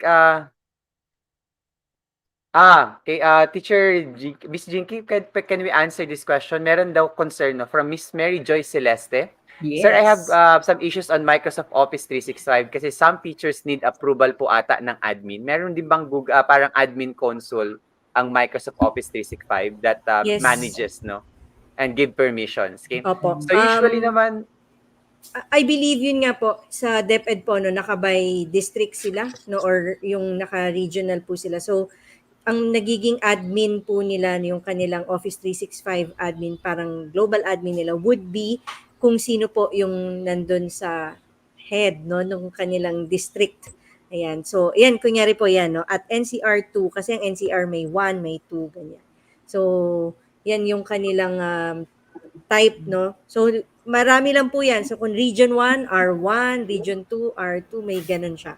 Okay. Tapos po, so, yes, meron admin, no? If you are in a private school, tapos meron po kayong Office 365, tapos meron kayong mga limitations, let's say, haharangin siya ng admin, then it is also, meron po kayong specific Office 365 admin doon sa inyong school kapag po private. So, you can simply talk to them para ibigay sa inyo, no, yung kung saan kayo nare-restrict. Possible din kasi na, let's say, hindi nila paalam na meron silang bagay na i-close off pala na sayang at free pa din naman pala. So, yun lang po. Yun yung kakausapin ninyo kung aalamin nyo kung sino po yung admin. Hanapin, hunting. Anyway, Yes. that's fine. Usually, Miss Jinky kasi may mga pag binibigay kasi yung mga accounts na yan sa admin side, no, hindi naman nila fault yan kasi meron talagang by default naka-disabled po talaga. Yes. Okay? Opo, Kasi usually, yan yung mga applications that takes storage ng inyong accounts, okay? So usually nililimit nila yan. But if it's needed, you have to write them a letter, request, okay, consult with them, okay, write them a very respectful email. Huwag pong aawayin ng ating mga ICT admin. Hindi po yan nakakatulong, no? So be respectful, sendan niyo po sila ng napakagandang email at i-request niyo po yung mga tools, features na gusto niyo pong isama or ilagay sa ating or sa inyong accounts po. Yan. Okay. So I think wala na tayong masyadong concerns or questions sa ating chat. Go, Miss Jinky. Ayan, yung tanong kanina, no, dun sa OneNote, sa math function po natin yan. I tried it. So the OneNote na app, kulang po. Hindi siya lalabas, no? But when you open it sa browser, it works. Yeah, so I tried, no, nag-drawing ako, tapos sinelect ko, and then meron pong math. Makikita nyo yung button ng math. So, yun, pwede siya. So, kahit naka-cellphone lang po yung bata, no, pwede tayo makapagbigay sa kanila. Di ba, kahit na simpleng ganun lang yung homework mo, explore this equation. Ganun lang, no? Tapos ano na, after na pag nag-discuss kayo, di madami nang pwedeng magawa for that. Correct. And of course, baka pwede nilang explore. Meron po tayong, baka nakalimutan nyo na po, no, na meron tayong Microsoft Office 365 series, no, last June that takes that takes you in a complete walkthrough sa lahat ng mga tools natin. Pero again, marami pa tayong mga tools na gusto i-cover. Na-push lang because we had to give way to Inclusive Education series this August. But we'll be taking that, no, even Wakelet, I think may request on to have a full walkthrough of Wakelet also. So we're going to put that in September series. Okay, so abangan po natin yung ating September series. Medyo puno na rin po yung September series natin dahil sa request ng ating mga teachers. No? Yan, okay? So, Sir Franco, Sir go ahead, Franco, may Teacher Pao. pahabol si Teacher Angelina Carpio Reyes. Sabi niya, with so many tools, biglang umakyat no? Teka lang, with so many tools, can you recommend the top 3 tools which a non-tech teacher can start with that will be highly helpful? Teacher Jinx, you want to answer? Sige po. Given na po ito, no, na hindi ko na idadamay ang Word, PowerPoint, at Excel. No, kasi syempre, common na po natin yan. No? So, for me, no, top 3 tools that a teacher can start with that will be very helpful. Kung non-techie siya, syempre, favorite ko pa rin, no, Teams, no, dahil for communication and collaboration purposes, OneNote, no, will actually also help you either personally or even if you have to connect it to a team, pwede rin po siya. And if my third pa, I think the Microsoft Edge, no, yung browser din po na yun, no, kasi minsan masyado nga lang din tayong sanay na, no, na sa Google Chrome tayo, 'di ba, by default. Yan, no. So kanina pinakita ni Sir Ichad, no, na yung Microsoft Edge has so many features, no, na pwede rin talaga nating magamit at ma-maximize. So kahit non-techie po 'yon, no, kung basta marunong po tayong bumukas at konting butingting lang din naman, no, marami tayong malalaman for that. Yun po yung sa akin. And wag natin kalimutan, no, that hindi pa lang namin syempre tatapos kasi medyo mahabang proseso. Pero may ginagawa din po kaming EdTech playlist for everyone. Para po meron kayo quick reference sa lahat ng mga tools na pwede niyo pong i-try when it comes to accessibility, when it comes to strategies, increasing engagement in the classroom. So abangan lang po natin 'yan. Once it's done, we're going to publish it for everyone's access. Okay? Para po pag naghahanap tayo ng tool for this particular problem, meron na kayong recommended tools and strategies for that. We're working on that one and with other tech integrators, no, here in the Philippines and also abroad. Okay, so hopefully we get to finish that soon for everyone's benefit. Okay. So, Teacher Pao, siguro, no, we can now proceed and show appreciation to our speakers. Although nagkakaroon lang ng problema sa connection si Sir Ichad, no, and hopefully he'll be able to be back, no, in time for some other questions. But again, buti na lang na full delivered na yung session kagad ni Teacher Ichad. Yes, oo. Yes, oo. Naubos yata, naubos. Anyway, Teacher Pao, no, would you like to do the honor to read the citation for our speakers for today? Yes, as always, I am very honored to present the Certificate of Appreciation to Ms. Jessica Ann S. Adun for sharing her knowledge and expertise in the recently concluded webinar entitled Microsoft Office 365 Accessibility Features, awarded today, August 19, 2021, signed by the administrators of Kaagapay, Sir Jambi Santos, myself, Sir Jello Malyari, and of course, Sir Franco Adun. Thank you so much, Miss Jinky, and sana makabalik si Sir Ichad. Sana talaga, ayan na siya. Sana, nandiyan na siya. Ayan, just in time. Sir Ichad, you would like to present this? Sorry po, nawawala ako. Yes, oo. So, I'm sure napagod din ata yung computer at internet mo sa dami ng na-share mo, no, na ihabol mo bago bumitaw ang connection. So, thank you so much, Sir Richard Vidal, for sharing also your expertise today. Thank you so much. Yan. So, ano lang, no, Teacher Pao, and ano ko lang, papakita lang natin yung training code natin. Miss Jinky, Yes, maybe you could give an instruction on how this training code could be used by our participants. Don't forget that you're going to get 2 certificates again, no, for this session.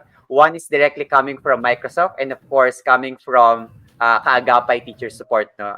So first, let's have, no, the how will you get the certificate from Microsoft? So Miss Jinky, I'm going to post now the training code. Okay, could you explain to them how to use that? Ayan. Sir Franco, nilagay ko yung may login to. Yun na lang po yung paki-post. Yan, no? So, teachers, no, you just have to log in no, sa ating education no .microsoft.com. Yan, may link po na ilalagay si Sir Franco, and then of course log in with your Microsoft username and password. Talaga And then ang akin after din. Redeem achievement code po tayo no. So sa profile no, i-click nyo lang po yung profile ninyo sa upper right, tas may option po doon to redeem the achievement code, and then just type in yan pong binigay ni Sir Franco para po ma-count siya no. So this is yun nga tungkol po sa accessibility features ng Microsoft Office 365. Yan. Yan. Tapos po 400 lang po no yung makaka-redeem. So paunahan na lang po. Ngayon, Yeah. So far 384 naman, no? Yes. So far naman, we're within, no? So lahat ng mga live viewers natin ngayon, so definitely they'll be the ones to benefit Yes. on the extra certificate. But for the rest, no, they can still get a certificate, no, from Kaagapay for this training program. Okay. So, Ms. Jinky, before we end, no, and before we show our evaluation link for for this session, okay, can we ask like another message, no, to our teachers, okay, as they move forward into this school year? Ayan. So maraming pong salamat ulit no sa gabi no mula kaninang hapon no, hanggang gabi na nandito kayo kasama namin no na ipakita namin sa inyo no. So actually po no itong webinar din na ito is also an eye opener for me kasi talagang madami pa rin talaga akong hindi nagagamit no, lalo na din at makikita natin no yung mga pwede nating mapakinabangan. And take note lang po no, I know pwede po siya maging very overwhelming no na ang dami-dami niya masyado. Again, hindi po natin kailangan lahat gamitin no, pero once that we encounter no students who are having some problems no at napapansin po natin iyon, sana matandaan natin dito na parang meron nga pala ako napanood diyan no na pwede ko siguro magamit sa kanya to. So ibigay po natin sa kanila para din matulungan po natin sila. No, so dahil pag natulungan natin sila, then mas magiging magaan po no yung ating pagtuturo at ang kanilang pagkatuto. Ayun. Maraming salamat po. Thank you. So we'll now say goodbye, no, and take it to Miss Jinky. And again, we'll see her again, no. Yes. Wala naman siyang choice kasi magbibigay pa siya ng mga webinar dito sa ating channel, no. Okay. So anyway, maraming salamat, Miss Jinky, and thank you for this session for today. Okay, so Teacher Pao, no, again, the one that they're seeing right now is for the certificate from Microsoft. So if you'd like to redeem that, also once you're done redeeming, please do chat no in redeem no para lang naka-mine ka na dun sa chat natin na na-redeem mo na tong code na to, achievement code natin. Okay? So before siguro tayo bigay naman ng ating evaluation link no for this session from Kaagapay Teacher Support, okay? Let's first remind our teachers no of our second event no, and ito pangmalakasan talagang event to, Teacher Pao, no. Ina-expect natin na dapat yung 382 na naka-live dito ay babalik no sa Saturday kasi teachers magtatampo kami pag wala po kayo sa Saturday, no. So teachers, we would like to invite you on Saturday. We'll be talking about it naman, Teacher Pao, no. On a more general sense, no? So hindi tayo basta lang nakafocus ngayon dun sa certain learning abilities, no? Nakafocus na tayo ngayon sa different learning styles and preferences. So this is a more wide spectrum of use of students, okay? So we'll be talking about differentiated learning. How do we differentiate learning, okay? So that we get to address different learning styles and preferences. So aabangan po namin kayo, teachers, no? Naka-screenshot po lahat ng pangalan nyo sa akin ngayon. Lahat yan po mga naka-live na yan, hahanapin ko po kayo sa Saturday. Just kidding. So hopefully, no, we get to see you on Saturday, teachers. No? Ay, kayo na pala, Yes. Teacher Pao, no? And by the way, baka lang, syempre, no, huwag nating kalimutan na marami pa tayong events, okay? Yes, of Coming in. course. Mhm. This August, no, hindi pa tayo natatapos. Nasa pangatlong episode pa lang po tayo ng ating August series, no? So we'll have our fourth episode on Saturday. And on Yes. next Thursday, we have EdTech Playlist Tools for With Sir Accessibility and Jello. Inclusion. And of course, no, sa dulo, Kay will be talking about low bandwidth Ayan. education. Isa sa Magtatampo rin si Sir Franco pag wala kayo niyan. Hindi, baka naiintindihan ko naman kasi baka may low bandwidth, just kidding. Correct. Kasi sa pinakamalaking problema kasi ng mga teachers natin, yung pagdating sa connectivity. Gusto natin mag-online distance learning, ang hirap ng connectivity. So, how do we actually go about that and still promote accessibility and inclusion through distance learning even without very fast internet connection. Okay? So, yan. Okay? So, Teacher Pao, while they're evaluating any insights, things that you'd like to say about our session for today, ibababa ko lang tong ating para makita. assessment para makita natin. Yan. Okay? Ayan na. So, teachers, ayan na ang ating evaluation link. Okay? Paki-evaluate na lang po para po makatanggap din kayo ng certificate. Okay? From Kaagapay Teacher Support. But again, kung nakapag-redeem naman na po kayo sa Microsoft, meron na kayong automatic isang certificate right away. Okay? Yes. Ayan, dami na nakapag-redeem na raw. Yup. Yan. Tapos ito pa isang i-redeem. Yan. Working link naman tayo, Sir Franco. So we also checked that. So actually today, grabe nakita ko kay Sir Richard, yung mga pahabol pa niya sa bandang dulo na parang, wait, there's more. Ganun yung peg niya sa dulo.